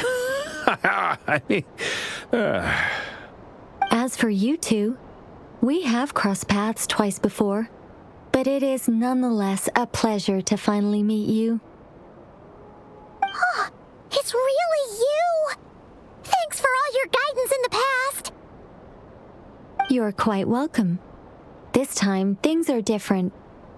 We have reached the unwritten pages of the story. You might say that we stand at the crossroads of fate. Now then, allow me to formally introduce myself. My name is... No, stop! Alice! I can't believe it! I had a whole speech prepared. I'd agonized over every single word. She always picks the worst moments to ruin other people's plans. I'm so sorry about that. Alice took the liberty of devising some bespoke self-introduction magic for each member of the Hexen Circle. But I could have sworn I deleted all of the triggering conditions for it. How did it bypass everything? Oh gosh, this is so embarrassing. This is a very different side of Nicole than what we're used to. Is she not used to face-to-face interactions? Don't worry about it. We've seen that introduction magic once already, so it wasn't too much of a shock. Please go on, Miss Nicole. We'd love to hear what you have to say, or, well, communicate. Huh? Are they talking to this lady? But... Will you all promise to forget that horrendously embarrassing introduction? sorry, embarrassing. When?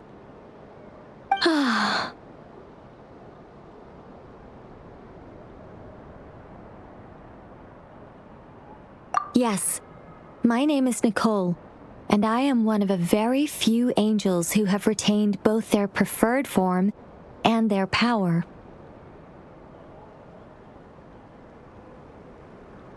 The Traveler and Paimon should be no strangers to this concept. There is another of our kind in Natlan. They call her the Lord of the Night. Right! Paimon remembers her! Yes. Well, I have retained more of my power than she. It's because I don't have a long-term duty to fulfill. To be more specific... no. We'll be here all day if I get into the specifics. Moving on. If I'm not mistaken, you are here because you wish to learn how one might reach the moon beyond the sky. That's right. Is that something you can give us any guidance on? Yes, I do know a way. It began with the Hyperboreans, who lived after the War of Funerary Flame. Blank looks. Maybe I should start with the background of the war. Or maybe not. It shouldn't be an issue. I'll fill in the gaps for you when we have more time. Anyway, after that war ended, the three moons retreated to beyond the false sky. The Hyperboreans were humans I once aided. They accepted the civilization and creations bestowed upon them by the angels. But despite accepting many blessings of the angels, many among them still held on to their faith in the moons. They were reluctant to accept the new order. Even after the War of Funerary Flame, they sought to contact the moon goddesses beyond the sky and receive their guidance. But all three had passed away by that point. This mage has a unique method of communicating. Is she talking about the moons? Yes, but they did not know. And so, Still, they prayed for the moon goddess's mercy. After building titanic structures that consumed vast amounts of Kuvaki, at last they glimpsed the moons and heard their voices. But of course, they were gravely disappointed, for it was then that they realized the 3 moon goddesses were dead. Oh, that's such a sad story. It is. Humanity was in a very sorry state at that time. The angels who had once aided them were gone, and the war of funerary flames had left them homeless and destitute. Just a second, I gotta ask. How relevant is all this history to the task at hand? Well, I mean, it's... Okay, it seems we've drifted into irrelevant narrative waters. It's been a while since I've had the chance to speak inside someone's head. As soon as I got started, I lost control, and the words just flowed out like a waterfall. What I'm trying to say is... Right, yes, that's it. The relevant part is the ritual created by the Hyperboreans. The fact that they bypassed the false sky and saw the true moons implies that they successfully built a connection between Teyvat and the outside world. Which means, with enough Kuvaki and a sufficiently stable connection, it should be feasible to send one person over the border. Okay, so they built some kind of portal? Oh, yes. A portal. Is something wrong? You sound disappointed. I just didn't expect you to summarize it so well. It turns out I could have said all that in one word, if only I'd managed to think of it. No, please, it's fine. This is invaluable knowledge. I'll be sure to record and preserve everything in writing. Oh, really? Well, in that case, I suppose I could backtrack and add some more detail. I did gloss over a few things so far. Whoa, whoa, whoa, time out. Let's summarize what we've got first. The Hyperboreans were the last ones to use this method, right? So we somehow need to find whatever structure they built and make sure there's enough Kuvaki to power it up. Luckily, we have the moon marrow of both the eternal and iridescent moons, so we're all good for Kuvaki. Which means the key issue we need to focus on is finding the place. Am I right so far? Yes. Although I expect the structure is long gone by now. That said, what if we could take advantage of the phantoms to travel back to a time when it still existed? Well, travel back isn't quite accurate. It's more like we'd be creating a handshake between 2 points in space-time. We wouldn't even have to pick a time when it still existed. It could just be a time when it still appeared in phantom form via projection, or we could project our own phantoms, fold them together, and...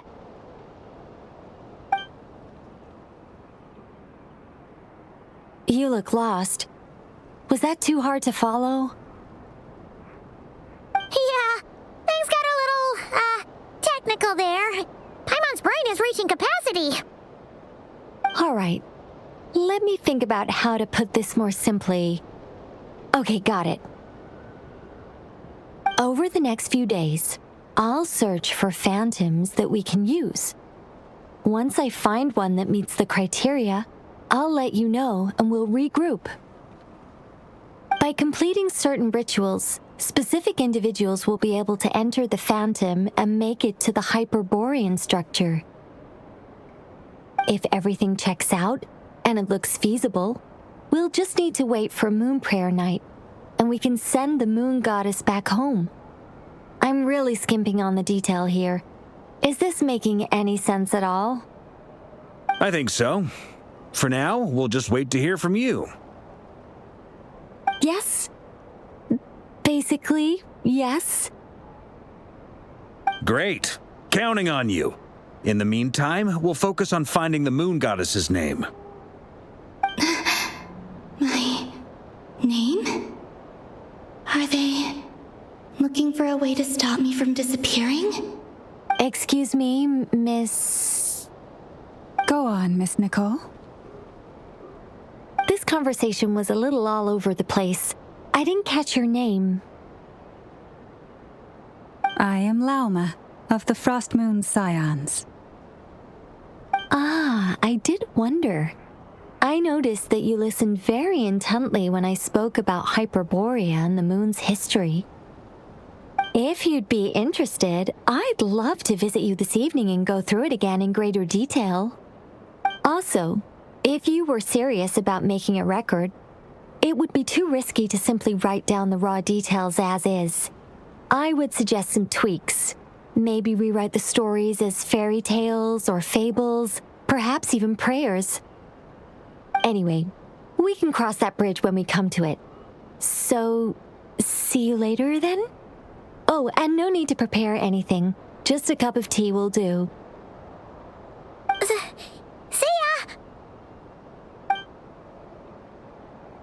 She seems friendly. It's just... It's so nice to find someone who's actually willing to listen. I've been dying for a chance to finally go through all this systematically from start to finish. Any longer and I'd probably start forgetting it. Now Paimon gets why Alice told us to mind our heads. Ha ha ha ha! What did I tell you? A lot of quirky people in Alice's orbit. Now then, the next order of business is, where do we start looking for the moon goddess's name? Maybe the rest of what Nicole has to say might give us some clues. Once I've heard her out, I'll summarize the salient points and share them with you all. I'm also inclined to review our other documents. Yes, our faith was first established by our Hyperborean ancestors, but many of the more factually accurate records are from after Kutar's birth. Sounds like we're gonna follow Colombina's journey through Duvat, huh? In that case, we'll start by heading to the Frost Moon Enclave. Sounds like a plan. Take this with you. I'll see about getting in touch with the Fatui. It'll probably just be Arlecchino and Sandroni again. They're the only ones who would want to help. Thank you, Mr. VARKA. Ha ha ha ha ha! Don't mention it. Honestly, I'm more comfortable dealing with the Fatui than prying into the details of a young lady's childhood. Catch you later. I should follow them, just in case there's some way that I can help.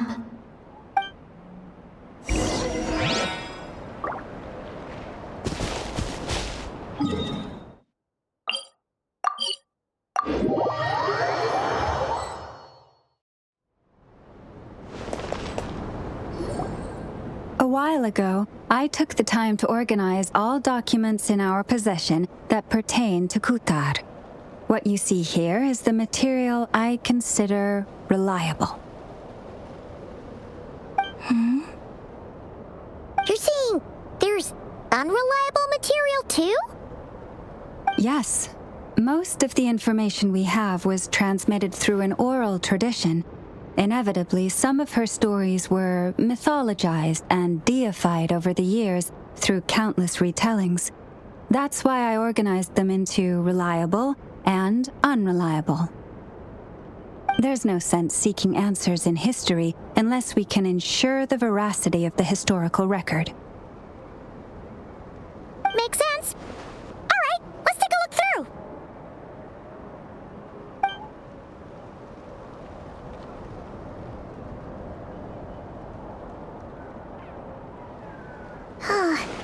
Almost all these records refer to Kutar instead of Colombina. Although neither of those is her real name. Paimon's not sure what point she's trying to make. What we can gather from these records is that the Frost Moon Scions worshipped her as a god, placing impossible expectations upon her. I cannot fault them for their earnest faith, but for all their devotion, worshipping her day in, day out changed nothing. I imagine that none of it resonated with Colombina. It wouldn't surprise me if, even back then, she had already begun to reject the name Kutar, and Lama speaks the truth. When I heard them call upon Kutar with hope and expectation in their voices, they may as well have been calling upon somebody else.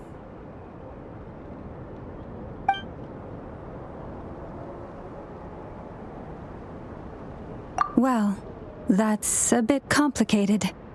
I looked at the level of detail, perceived authenticity, prose style, and how realistic their portrayal of Kutar seemed to be. Amongst the Frostmoon Scions of today, only I know of her existence, and I alone have spoken to her face to face. As that being said, I have sensed some changes in her lately. Changes? Me? Oh, seems like this is getting us nowhere. Oh, for what it's worth, why don't we check the unreliable sources too? Sure. Give me a moment.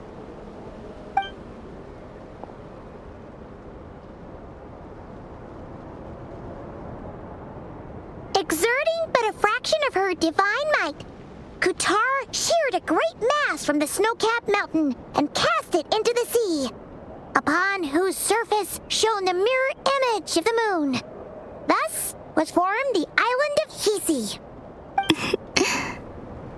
Yeah, right. That doesn't even begin to pass the sniff test. The 3 moons are naught but lies through and through. Only one moon has ever shone for us, and Kutar is her name. The vast majority of ancient texts are filled with fanciful tales like these. I trust you understand my criteria a little better now. Kutar did not speak, merely gazing into the distance in silence. And where her gaze landed, this was her prophecy. Clearly, whoever wrote this text never even met Kutar. Otherwise, they'd know that her eyes are always closed. What about you, Traveler? What are you reading? Come on, let Paimon see. The child wished to build a wooden nest with which to shield a fledgling bird from the cold. But being so young and lacking in strength, the child could not snap the branches from the trees. Kutar was passing by. Upon seeing the child, she summoned forth a Kuhenki, who built a beautiful nest for the child. I remember that.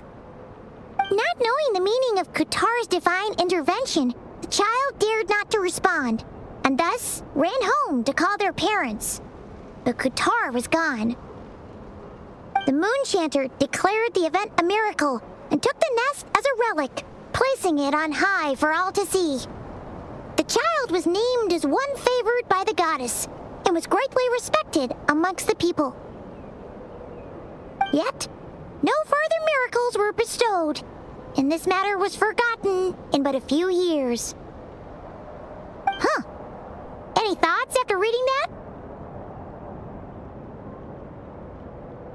Yeah. Colombina probably just wanted to join the kid in making nests. Ah. I'd originally considered this a fabrication, because Kutar did not perform any similar actions in subsequent records. But now that I think about it, it does seem like something Colombina would do. She didn't know how other people would interpret her actions. She was probably worried about making things difficult for people. And so, she gradually stopped joining in. Yes. Oh, that's so sad.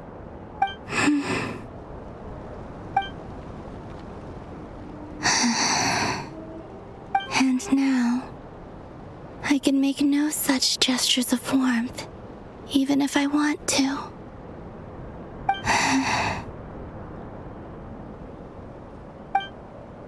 Still no name. of a shame. But we did learn some interesting stories. That's gotta count for something.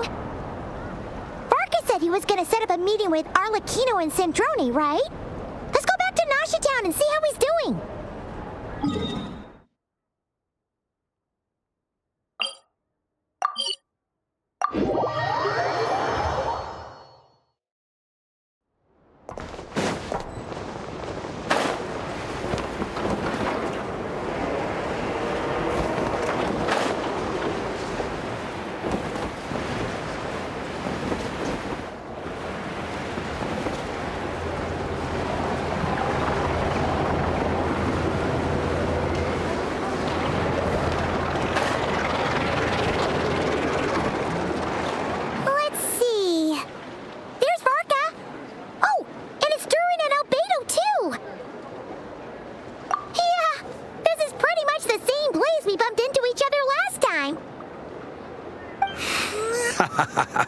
I convinced them to stick around a little longer. We were all waiting on people, so I figured having a little company would help pass the time.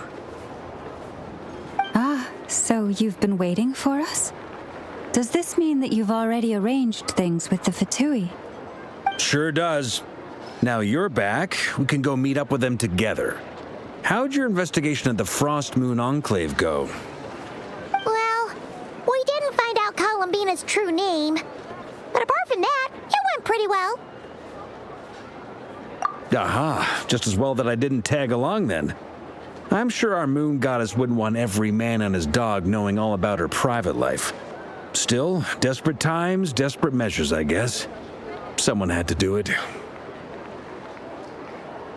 So, VARKA was waiting on us, but what about you two? Are you waiting for Alice? Oh, no, we already met with her. We discussed that experiment I mentioned to you last time.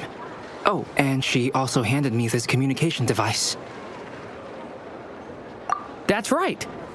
I understand she informed you about the relationship between the phantom phenomena and Tevat's borders, yes? She wants me to help her with some more experiments on that front. She said that she'll contact me through this device with more information. Ah, I see. Following instructions and making observations. Pretty common research method. Takes me right back to Albedo's lab. Wait, then who exactly are you meeting? Someone you know. Albedo's met him too. But I don't think Miss Lauma or the Grand Master have been introduced. Introductions are overrated, especially in cases like this. It's you! So, it's not like the academia has prohibitions against going abroad. Also, I applied for leave. I've been writing to Hat Guy since obtaining a human form. I've already brought him up to speed on everything that's been going on in Krai. Hat Guy?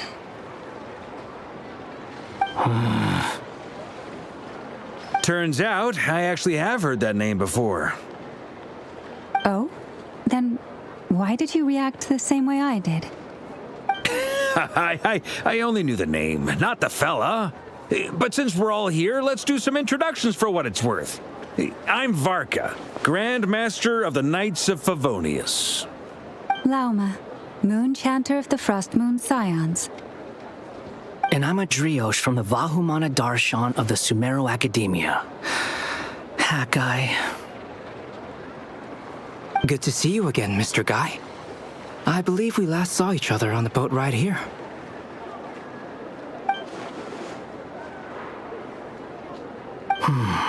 Mind you, the only reason I came here is because there's someone I want to look into. Who's that? The Doctor, also known as Dottore, second of the Fatui Harbingers. From the tone of your voice, it sounds like there's bad blood between you. I was reviewing our archives and noticed that a lot of information about him was missing. Left a bad taste in my mouth. That's all there is to it. Dottore, or Zondique, as he was then known, once studied at the academia, but he got kicked out before he could graduate.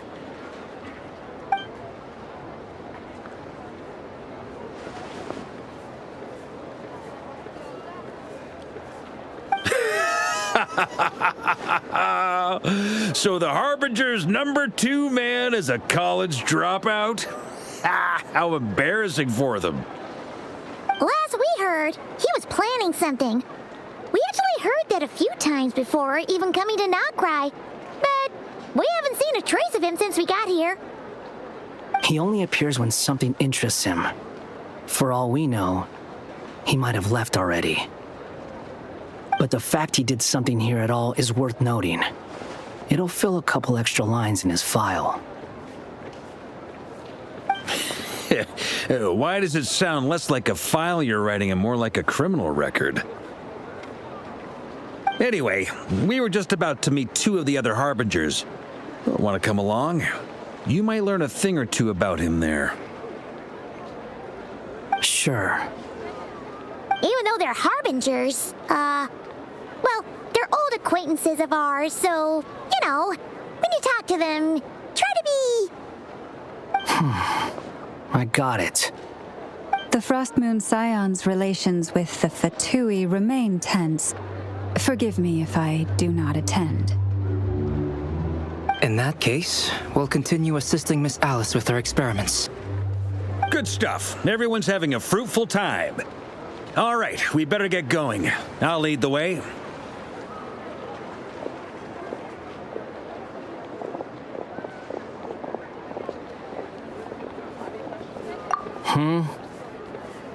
Well, yeah, that's obviously part of it. But I'm not the only one who has a score to settle with him. Neither you, nor Lesser Lord Kusanali, nor I want to see him meddling with things again.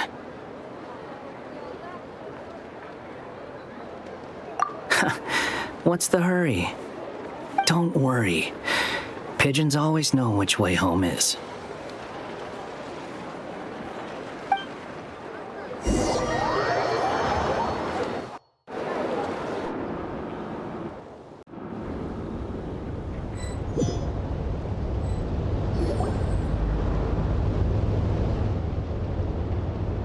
You made it. Who is this? A scholar from Sumeru. They call him Hat Guy. He's an old friend of the Travelers. Wait, this is the academia representative you wrote about? He doesn't exactly look the part. I believe this will prove my identity. You'll notice it bears the seal of the Sanctuary of Surasthana.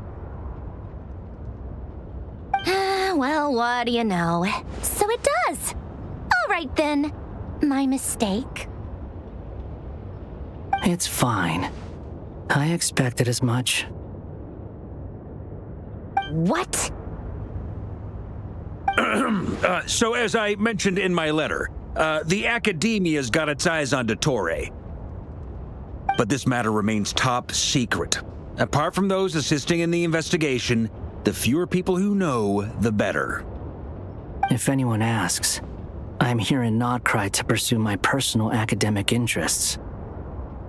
Gotta say, VARKA, you did pretty well to keep all this under wraps for so long. Sounds like you got in touch with the Academia about this way back. You flatter me.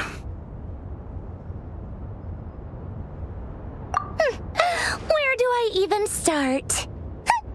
Remember that time we fought Rerir at Star Sand Shoal? He sure let me have it then, didn't he? I'll bet Dottore had that all sketched out, with me as his convenient little pawn. He could not care less about us if he tried, but hey, the feeling's mutual. Does Dottore really strike you as the sort who values his relationships with his colleagues? Fair point. Definitely not. Which is why I always keep my guard up whenever he starts making suspicious moves. To that extent, our motivations align. On top of which, I consider you trustworthy people. Now, back on topic. In the wake of the Reikir of Solnari episode, Sandrone and I grew suspicious about Dottore's complete inaction during the entire affair. So we tried to find out what he'd been up to, but unfortunately to no avail. He never lets anyone in on his plans. The more he cares about something, the more secretive he gets. Indeed. Perhaps he believes that by keeping a low profile, he can avoid trouble. But that trick isn't going to work on his colleagues. Yeah, I mean, he's been researching the ancient moon's remnants, and he's been trying to get his paws on the moon marrows. Only an idiot would believe he doesn't have something more planned. With this in mind, I returned to Snezhnaya and relayed my thoughts to Her Majesty the Tsaritsa, entreating her to have him recalled. That's pretty direct. Did the Tsaritsa agree? Yes.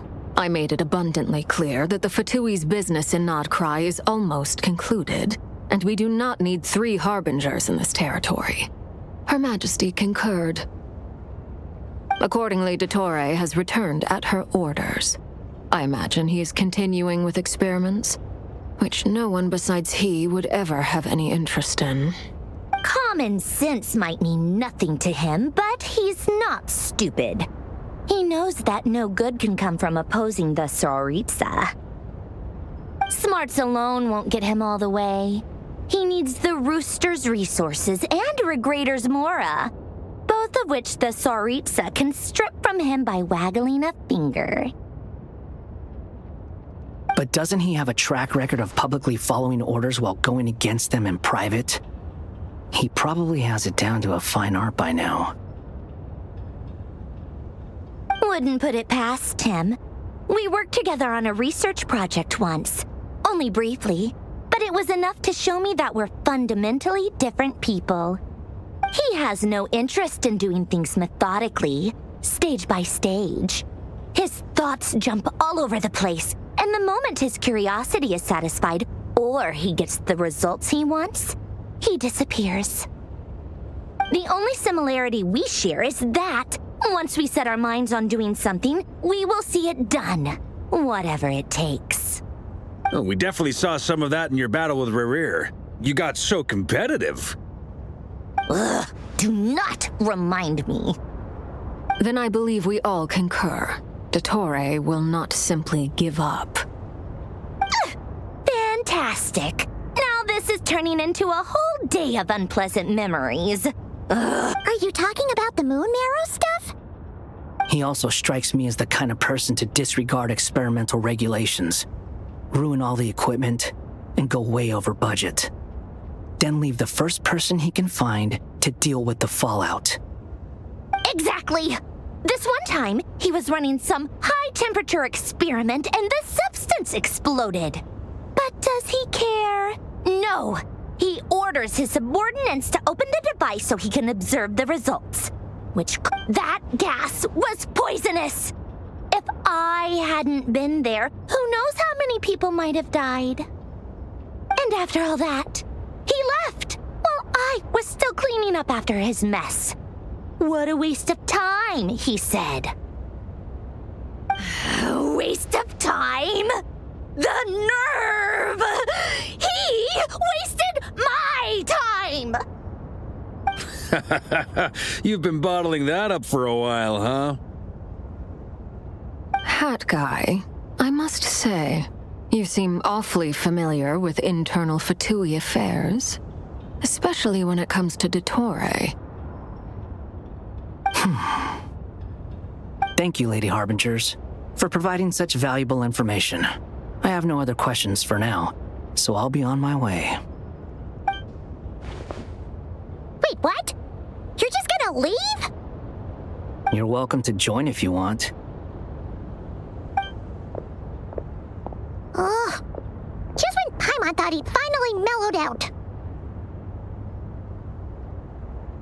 He makes quite the impression.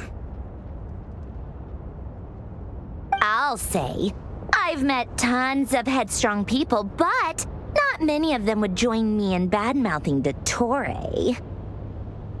Anyway, back to the main agenda. VARKA, you said that Colombina has gone missing? Or rather, disappeared. Yeah. We're working on building a connection between her and this world. The simplest method is to find out her real name.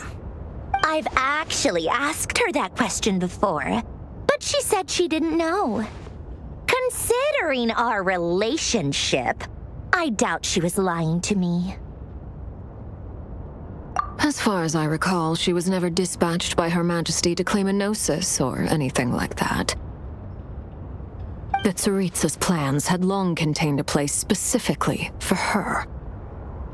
I always thought that was weird. What could she do that the rest of us couldn't? Knowing what we do now, it's probably something related to Kavaki, right? More than likely. When she first arrived, Colombina would often go to Her Majesty and ask when she could start the task assigned to her. But Her Majesty always gave the same reply. The time has not yet come. So she spent her days in Snezhnaya doing basically nothing. The Tsaritsa has summoned a beautiful blind maiden to be a harbinger, giving her the third seat by virtue only of her enchanting voice. It was a dumb and stupid rumor, but the reality of the situation made it hard to refute. And what happened after that? I imagine she stopped caring. She no longer seemed to care why she had been recruited, and Her Majesty never gave her any missions, so she just continued to sing in the flower garden. For my part, I was busy. So busy, in fact, that watching someone be that idol had me fuming. But still, I got the sense that she had long been used to a life of other people claiming she was needed when she wasn't. I just felt that having a place to stay would cost me something eventually. And so I waited quietly for the day that I would have to pay the price. And on the other end of that spectrum, you had me. Someone once told me that I had the lousiest work and the toughest luck. That's a good way of putting it. I forget who said it, but those words have always stuck with me.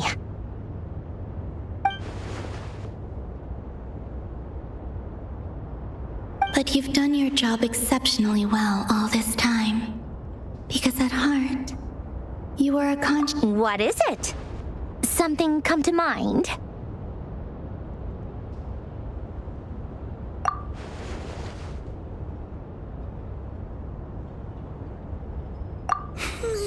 That makes sense. Nothing screams you are needed like your name shouted from across the town. Well, good luck with it. But if you ask me, Colombina is still the most shoutable name.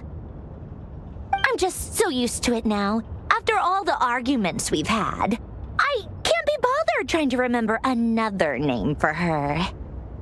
Nor I. Sandrone. Harlequino.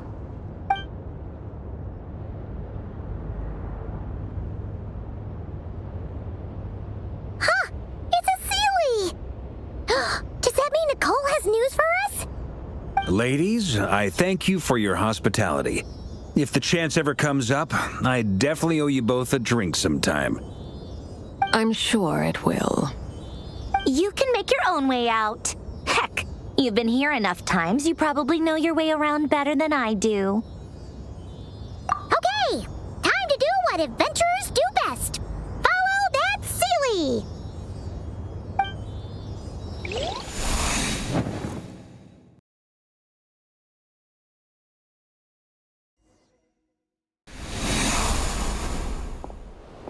Here you are.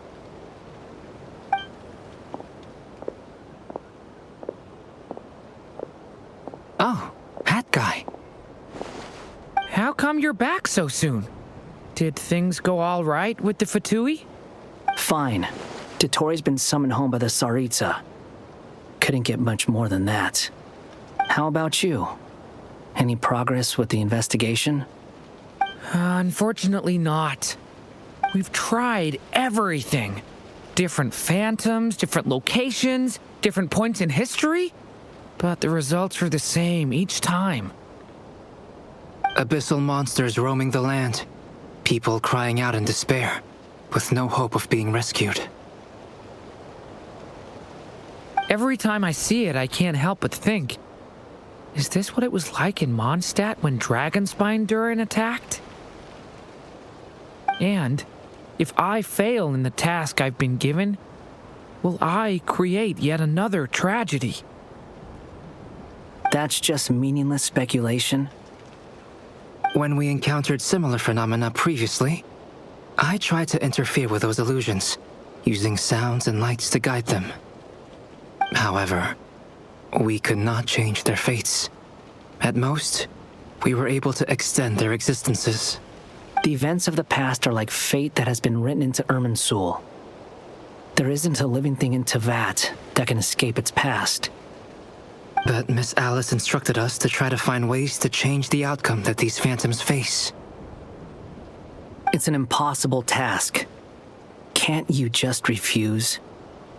Since she asked us to do this, I feel like it can't truly be impossible. Or if it is, well, mages can make the impossible possible. I could not have been born as Durin otherwise. But you also said that your past 39 attempts were fruitless. That's true. But you're still going. Yes. After this many futile attempts, surely you realize that you're not doing this because you still believe what some mage told you. It's because you want her hypothesis to come true. It's something you wish for deep inside.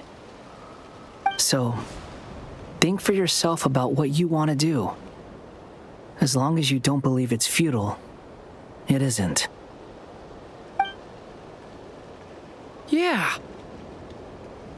Previous experience indicates that we cannot touch the phantoms, which limits the effectiveness of our interventions. If we want to clear this hurdle, we need to break this rule somehow. Same thought here. Following the same rules means repeating the same failures. So you mean we need to figure out a way to make contact with them despite knowing that we can't? Yes, and I suspect that's something only you are capable of. Everything in Teyvat is logged in Irminsul, but the withering that once occurred in Sumeru was a sign that the Great World Tree was being corrupted. This corruption allowed things that should not have existed in Teyvat to appear. This is tantamount to rewriting reality to an extent. You're saying abyssal power might be able to affect those phantoms? No one's ever tried it before. If you're gonna try it, it'll take courage. And you have to be confident that you can control it. Is anyone there? Has anyone seen my daughter? She's missing. I have to find her. I hear someone inside. Spargana? Are you in there?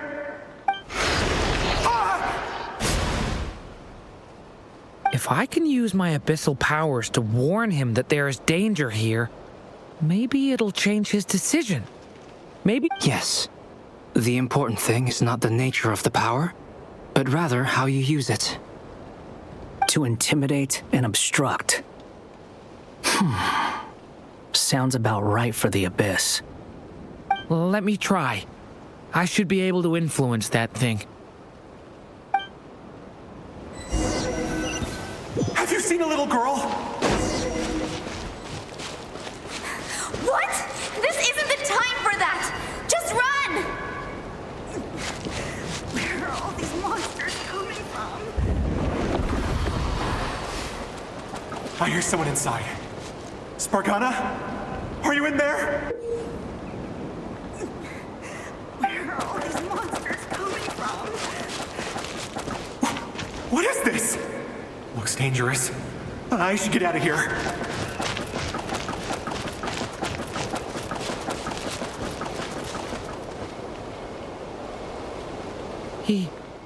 He really left. Ha! We did it! Don't celebrate too soon. Follow him. See what he does next.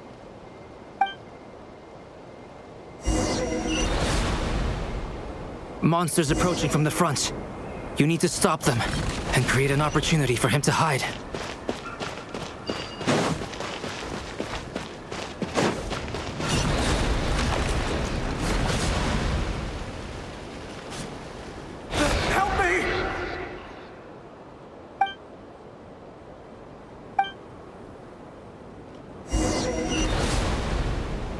Monsters approaching from the front.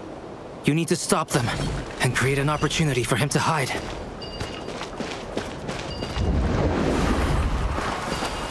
No! There's monsters ahead!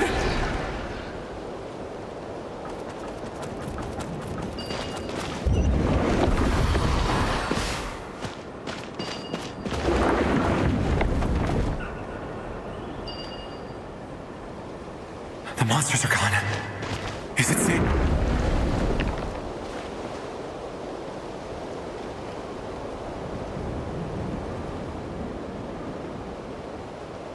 The barrier's gone too.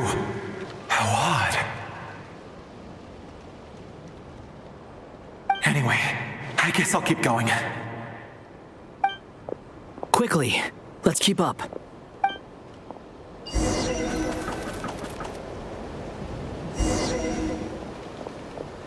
Wait, there was someone else here? Don't go any further. We've got anti-monster traps laid out everywhere. But my daughter must just be up ahead. I have to go. This way's blocked.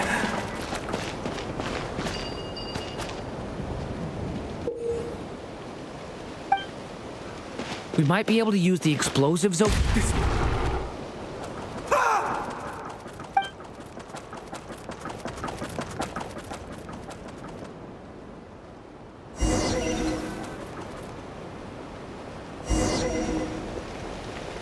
Wait, there was someone else here? Don't go any further. We've got anti-monster traps laid out everywhere. But my daughter must just be up ahead. I have to go. This way's blocked.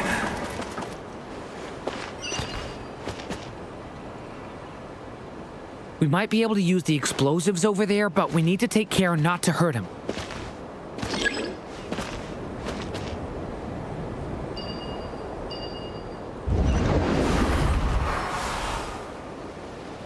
I'll use the barrier to keep him at a safe distance. This barrier seems to be helping me somehow.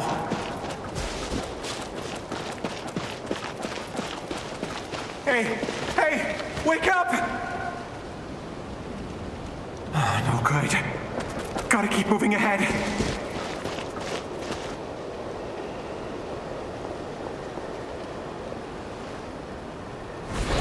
So many monsters! There's still a chance, Durin. Use the traps.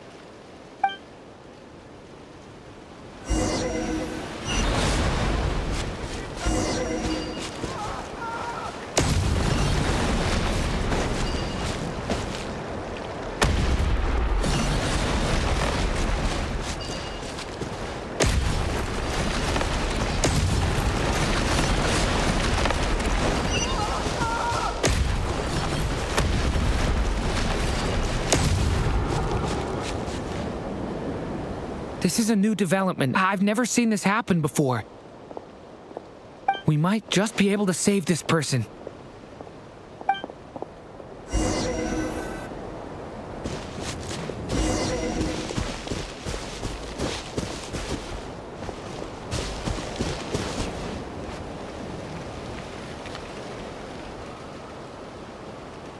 Hello there. Have you seen my daughter? Spargana's her name. She's carrying a large backpack. Get out while you still can, you fool. You won't find any survivors here. But I can't just leave her here. She must be so scared right now. Sorry. Wish I could help, but I haven't seen her. You'll just have to keep looking. Okay, thank you. If I do find her, I'll get her to shelter and come back for you. Don't bother. I've got nowhere left to go. What's that noise? Monster! No, if he goes inside, he'll be walking into a trap. Let's try this once more. This time, we have to stop him.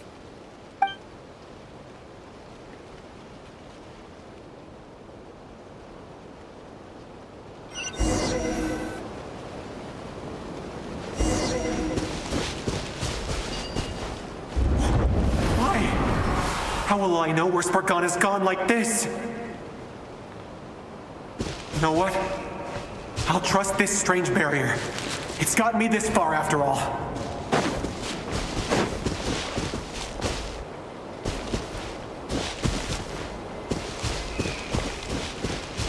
Spargana, are you there?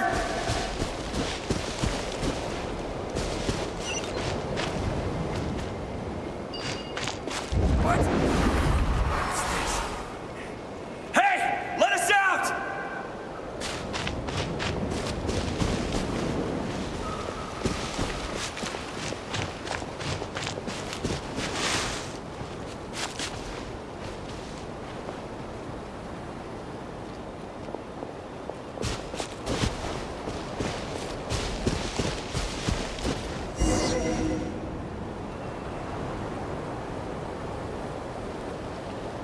Huh?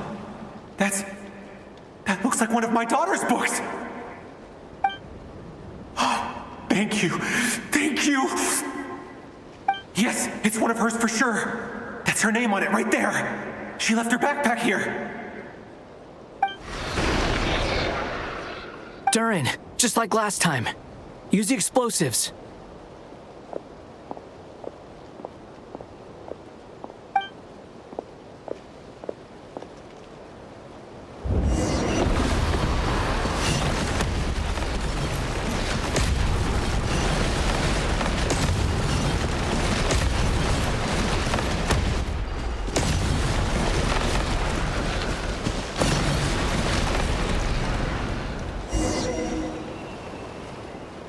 It won't work. There's not enough left. If he makes it in, he'll die. But then, this clue could be the key to him finding his daughter. It might not be the only one. Better he misses that clue than loses his life. I guess so.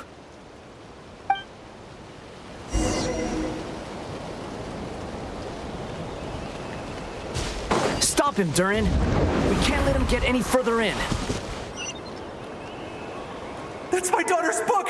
She's passed this way! Why? Why won't you let me go in? I've searched and searched and searched just for this! But how will I find her without any clues?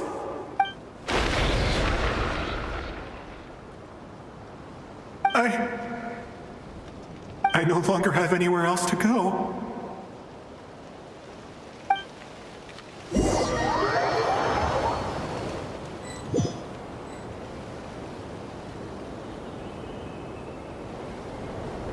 I'm sorry. I'm so sorry. He refuses to go anywhere else. Whether he opens this door or not, all that awaits him now is death. We couldn't change his fate. Albedo? Hat guy?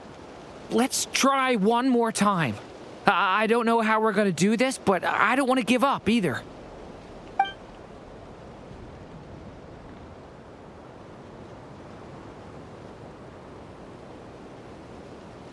Why am I here? What's going on? All these scenes running through my head. Huh? What's going on? His reactions have changed. How many times have I... What's happening to me? Huh? Wait, who are you? You can see us now? I feel like I always could, but but that I only just realized you were there. I'm sorry, I don't know how to describe what I'm feeling. But you were the ones guiding me using that marked barrier, right? I haven't done anything yet, but those monsters, those deaths, they feel like memories. Like things I really did experience. I won't find my daughter. In fact, I'll ultimately die trying to find her. Isn't that right? Well, no, it isn't. Yes, it is. Even so, we're trying to find a way out of this. You've not seen my daughter either, have you? It seems she really isn't here.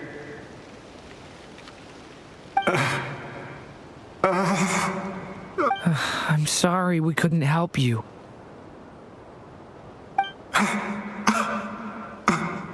I'm just tired. Maybe this is destiny. Maybe it doesn't matter how hard I search. How long do I have left? Experience says 15 to 20 minutes. 15 to 20. Thank you for all your help. Let's rest a while. You look exhausted too. Now's not the time for you to start pitying us. It's not pity. I'm just realizing that I've only got 10 or so minutes left. You know?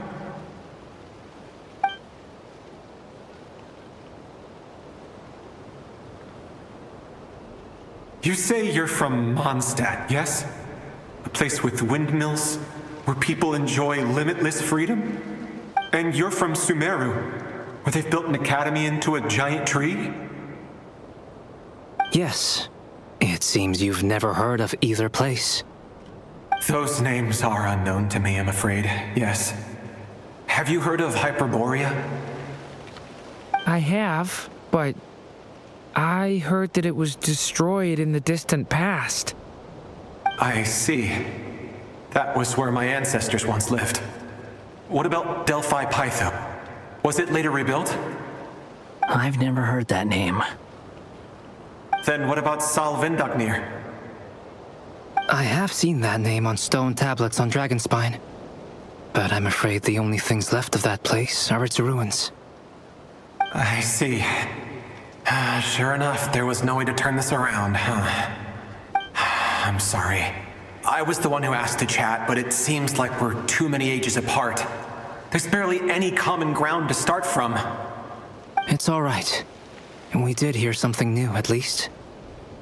From how you speak of your lives, things must be going all right for you, I guess. They are. Mondstadt is a place of freedom and happiness. There's a lot of good people in the church and the Knights of Favonius, and even outsiders find that it's an easy place to feel at home. We have festivals a few times a year. Everyone gets together to drink, sing, and be merry. Sumeru is a lot more uptight. Not really the kind of place where you can relax.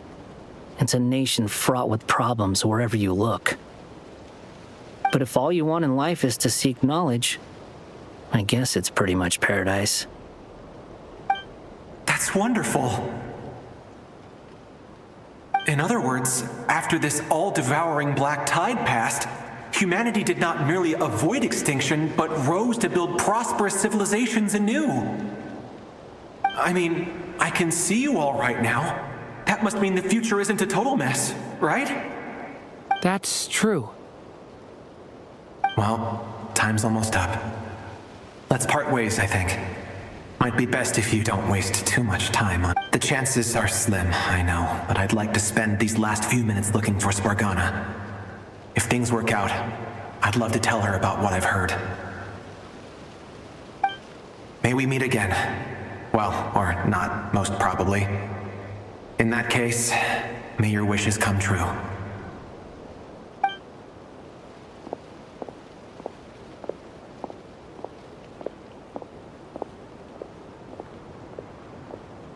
He's gone. In a few minutes, he will meet the end that was his to begin with. The ending of this tale did not change, but I believe that we've just made the most progress we have yet. May your wishes come true. If only it were so simple. Hat guy, could I ask you a question? You've never talked about your past. It seems complicated, and it weighs heavily on you, too. Would you be willing to tell me about it? I mean, sometimes it's better to get things out in the open. Take that guy we try to help, for instance. At least he said goodbye with a smile, right? I know about Albedo's past. Our experiences are very similar, and he created me. As for you, you're my first friend, and you've witnessed every step I've taken. But by comparison, I know nothing about you. Either way, I mean, we're still best friends. But if I knew more about you, I might understand your thoughts a bit better. I've told you about myself. I'm a student at the academia. And what did you do before that? Prepared for the entrance exam? All right. If you really don't want to talk about it, I won't press you any further. I was a puppet built from the branches of a white tree, using technology left behind by the Conrian schools of mechanical engineering. A white tree? You mean an Irminsul tree? Yes. A branch of Irminsul that was once connected to the main tree. So you had a human creator too? Yeah. But my creator abandoned me after deciding that I was a failure. After that,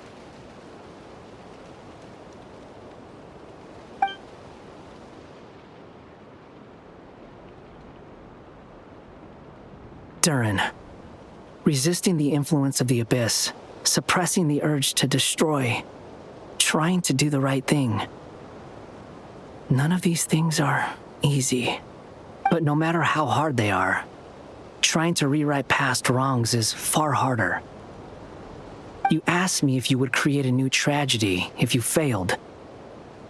I told you there was no point speculating about that. But the real answer is, yes, you absolutely will. That guy. But at least you've got people here to help steer you away from the wrong path. So, just keep aiming towards the light. I will. I promise. All right, break time's over. Hello? Durin speaking. Hello, friends, it's me. What have you been up to, I'm detecting some unmistakable fluctuations here at the border. The amplitude isn't particularly high, but they're completely different signals from the ones before, and the scale is comparable to those I've detected previously. Alice, we were unable to save that person. However, he appears to have retained a portion of the memories gained through that cycle, and was able to hold a conversation with us. I see. Well, that is rather odd indeed. It definitely merits further attention. Could I trouble you to keep trying the same approach? I need to gather some more data. Counting on you. I should probably have Nicole come and check this out as well.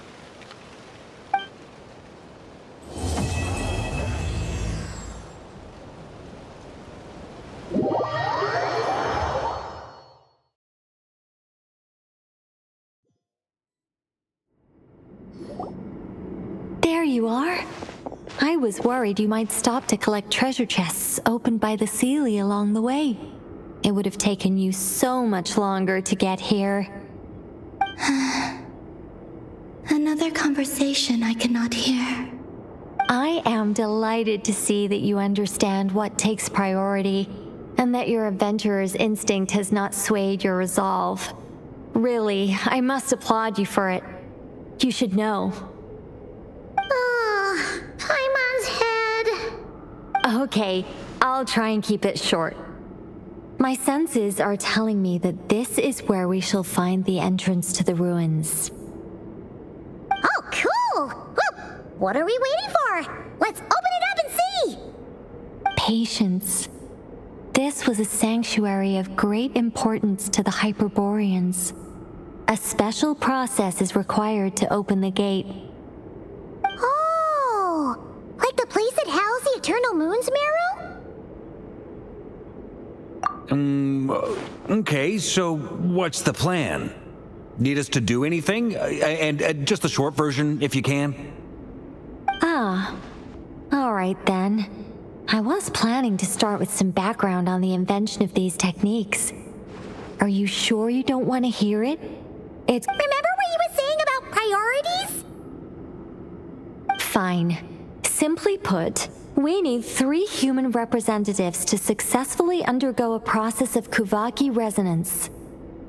Think of it as a test from the 3 moon goddesses to see if the entrants are qualified, with the most recognizable qualification being Kuvaki. Pretty sure Lauma would ace that test. Oh, wait. But we need 3 people. I also have no doubt that the Moon Chanter would be qualified, but we would need 2 other people with the same constitution.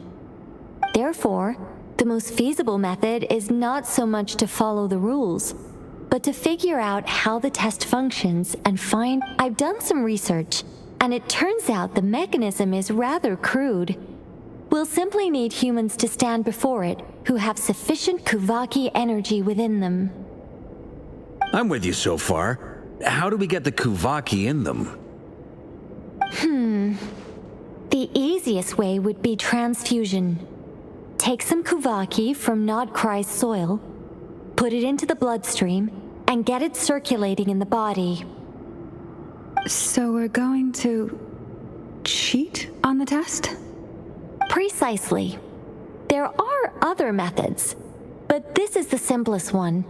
Cheating the system is much easier than trying to hide from it.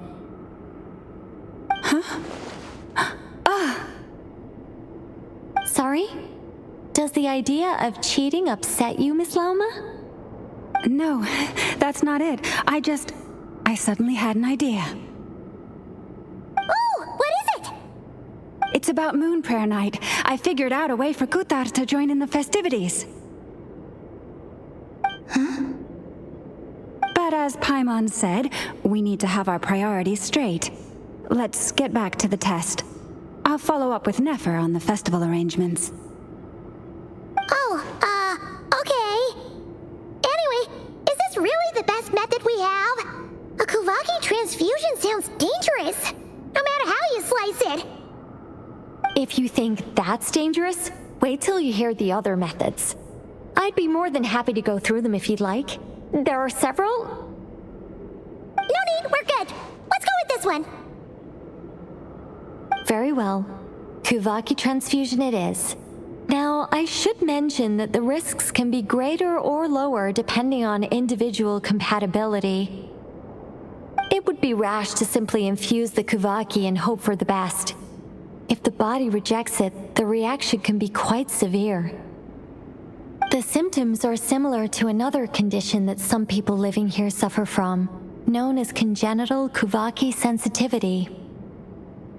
So, before we execute our plan, I will perform a simple test of my own to see who is compatible and who is not. Once that is done, we will have to complete the resonance process as rapidly as possible. The participants must remain stationary while the Kuvaki circulates and bonds with them, and they mustn't eat or drink anything. What? No eating or drinking? That's some hardcore fasting. They'll all be monks by the time they're through. 3 days. Oh, it's so long! And we still need to find 2 more people who are not just compatible, but also willing to volunteer. Fasting? What are they talking about? Really? Don't you want to think this through? Haha, count me in too. 3 days without food? I can handle that. Miss Nicole has made it clear that this is the easiest way. The way I see it, there's nothing else to discuss. It's time to step up.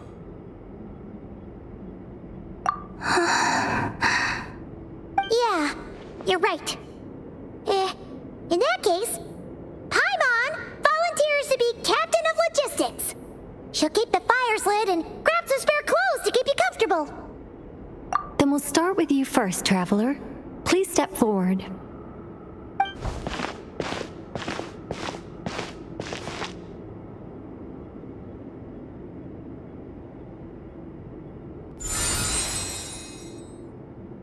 How's it going? Do you feel anything? How about now?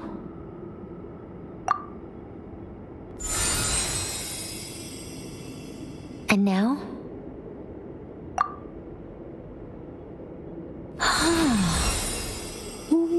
What about now?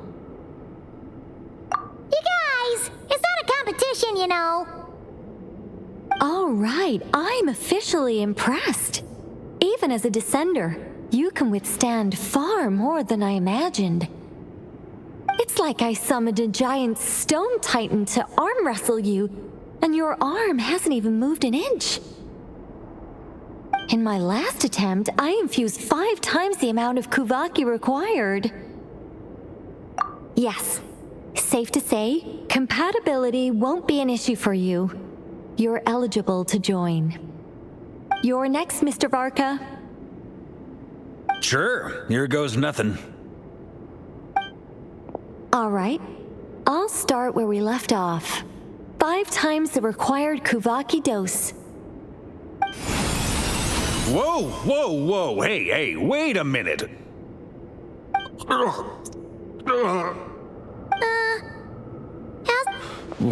No, not great. I kind of want to puke. Feels like I've been drinking too much. A few bottles of wine and a big stein of Dark Horse with some hard liquor from Liyue mixed in. You think this is funny? I just lost to a young lady in an arm wrestling contest. I'm never gonna live that down. My apologies. I'll lower the concentration and try again.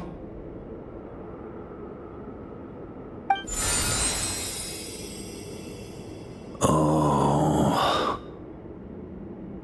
How's it going now?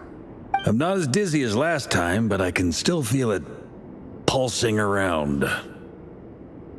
In that case, you wouldn't be an ideal choice, Mr. VARKA. Let's try someone else. Okay, let's go ask some of our other friends then.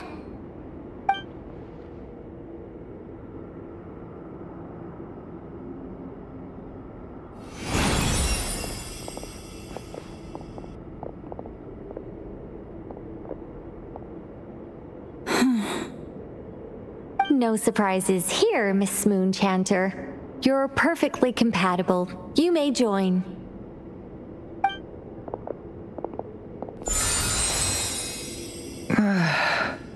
I'm getting a slight headache. Shame. You were so close. Whoa! I'm itching all over! Allergic reaction. We can't have that. Huh? Well, are you gonna start a what? The Hexenzirkel is an organization that cares for and protects children. We will not have them do dangerous things. Not...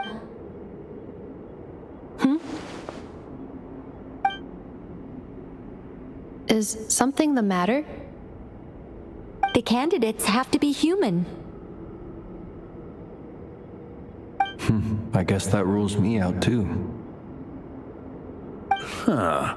Everyone except the Moonchanter got beaten. Guess I don't need to feel so bad after all. I mean, looks like this isn't gonna be as easy as we thought. Perhaps I could ask for volunteers among the Frost Moon Scions. I'll see about talking to some trusted Lightkeeper colleagues. Itlua spring. In fact, I think we had some former Frostmoon Scions join our ranks recently. Can you give me the scientific explanation for how the test works? I can probably make some kind of test bot. Then we can just zip through Nashatown, going up to people and pressing a button to check their status. Wouldn't that be way easier? No. Wow! No elaboration for once. How about I contact the Knights of Favonia's garrison in the Wave Chaser plane? Shame that Lohan's already left. And that guy's even tougher than I am. Strange. The moon goddess is clearly revered by many people. So why is she on the brink of disappearing? She mentioned that the world has rejected her from the very beginning. And when we fought the Raker of Solnari, it seemed like she exhausted her power for our sake. Also, I'm not sure revered is the right word for how people feel about her. Gratitude, certainly. For my part, anyway. It's basic reciprocity. She helped us, so she deserves our help in return. Yeah. Even though she looked like she didn't care, she still saved a ton of people, including me. A review of the relevant data leads me to conclude that Miss Colombina is a good person. Yep, you bet! They really think so? I'm super surprised that Colombina isn't her actual name, though. I think it really suits her. It's light and graceful and, yeah, just a really pretty name. I know, right? Unfortunately, that's not our decision to make. Colombina. That was the code name the Fatui gave me. But it also came up in the song I heard when I was born. But is that really all there is to it? Is there anyone left who will still call me by that name?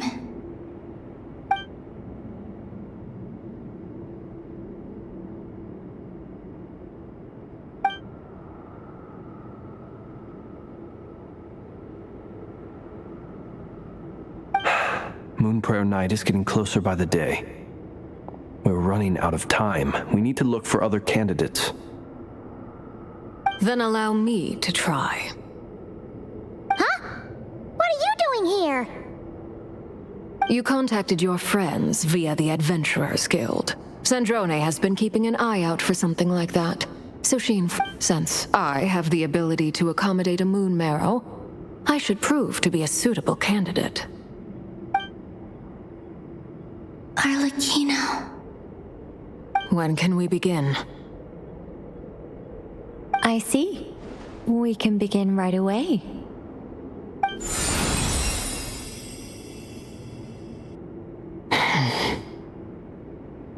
How was it? Did you feel any discomfort? Not at all. Then it seems we shan't need to look for additional candidates after all. Great! Cool. All right, like Paimon said, the rest of us can take turns making sure the three of them stay warm and comfy. Then, my job is to take care of the caretakers. I will ensure everyone receives food and accommodation. I'm ready as well.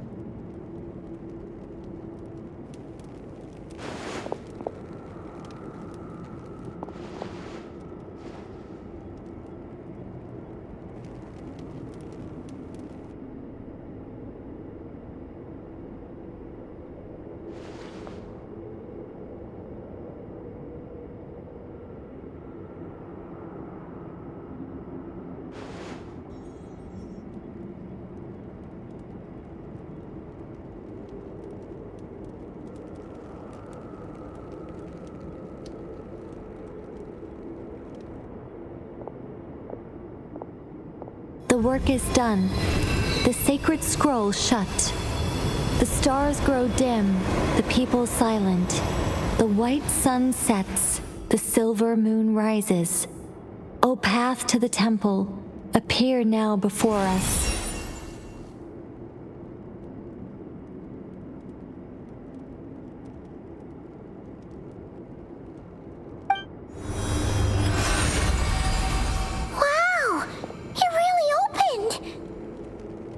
So that's what all this is about.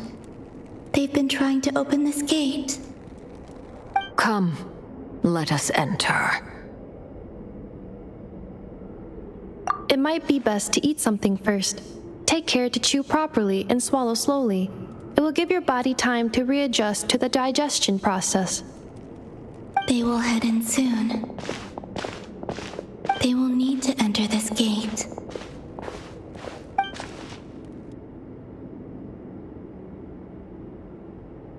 Huh?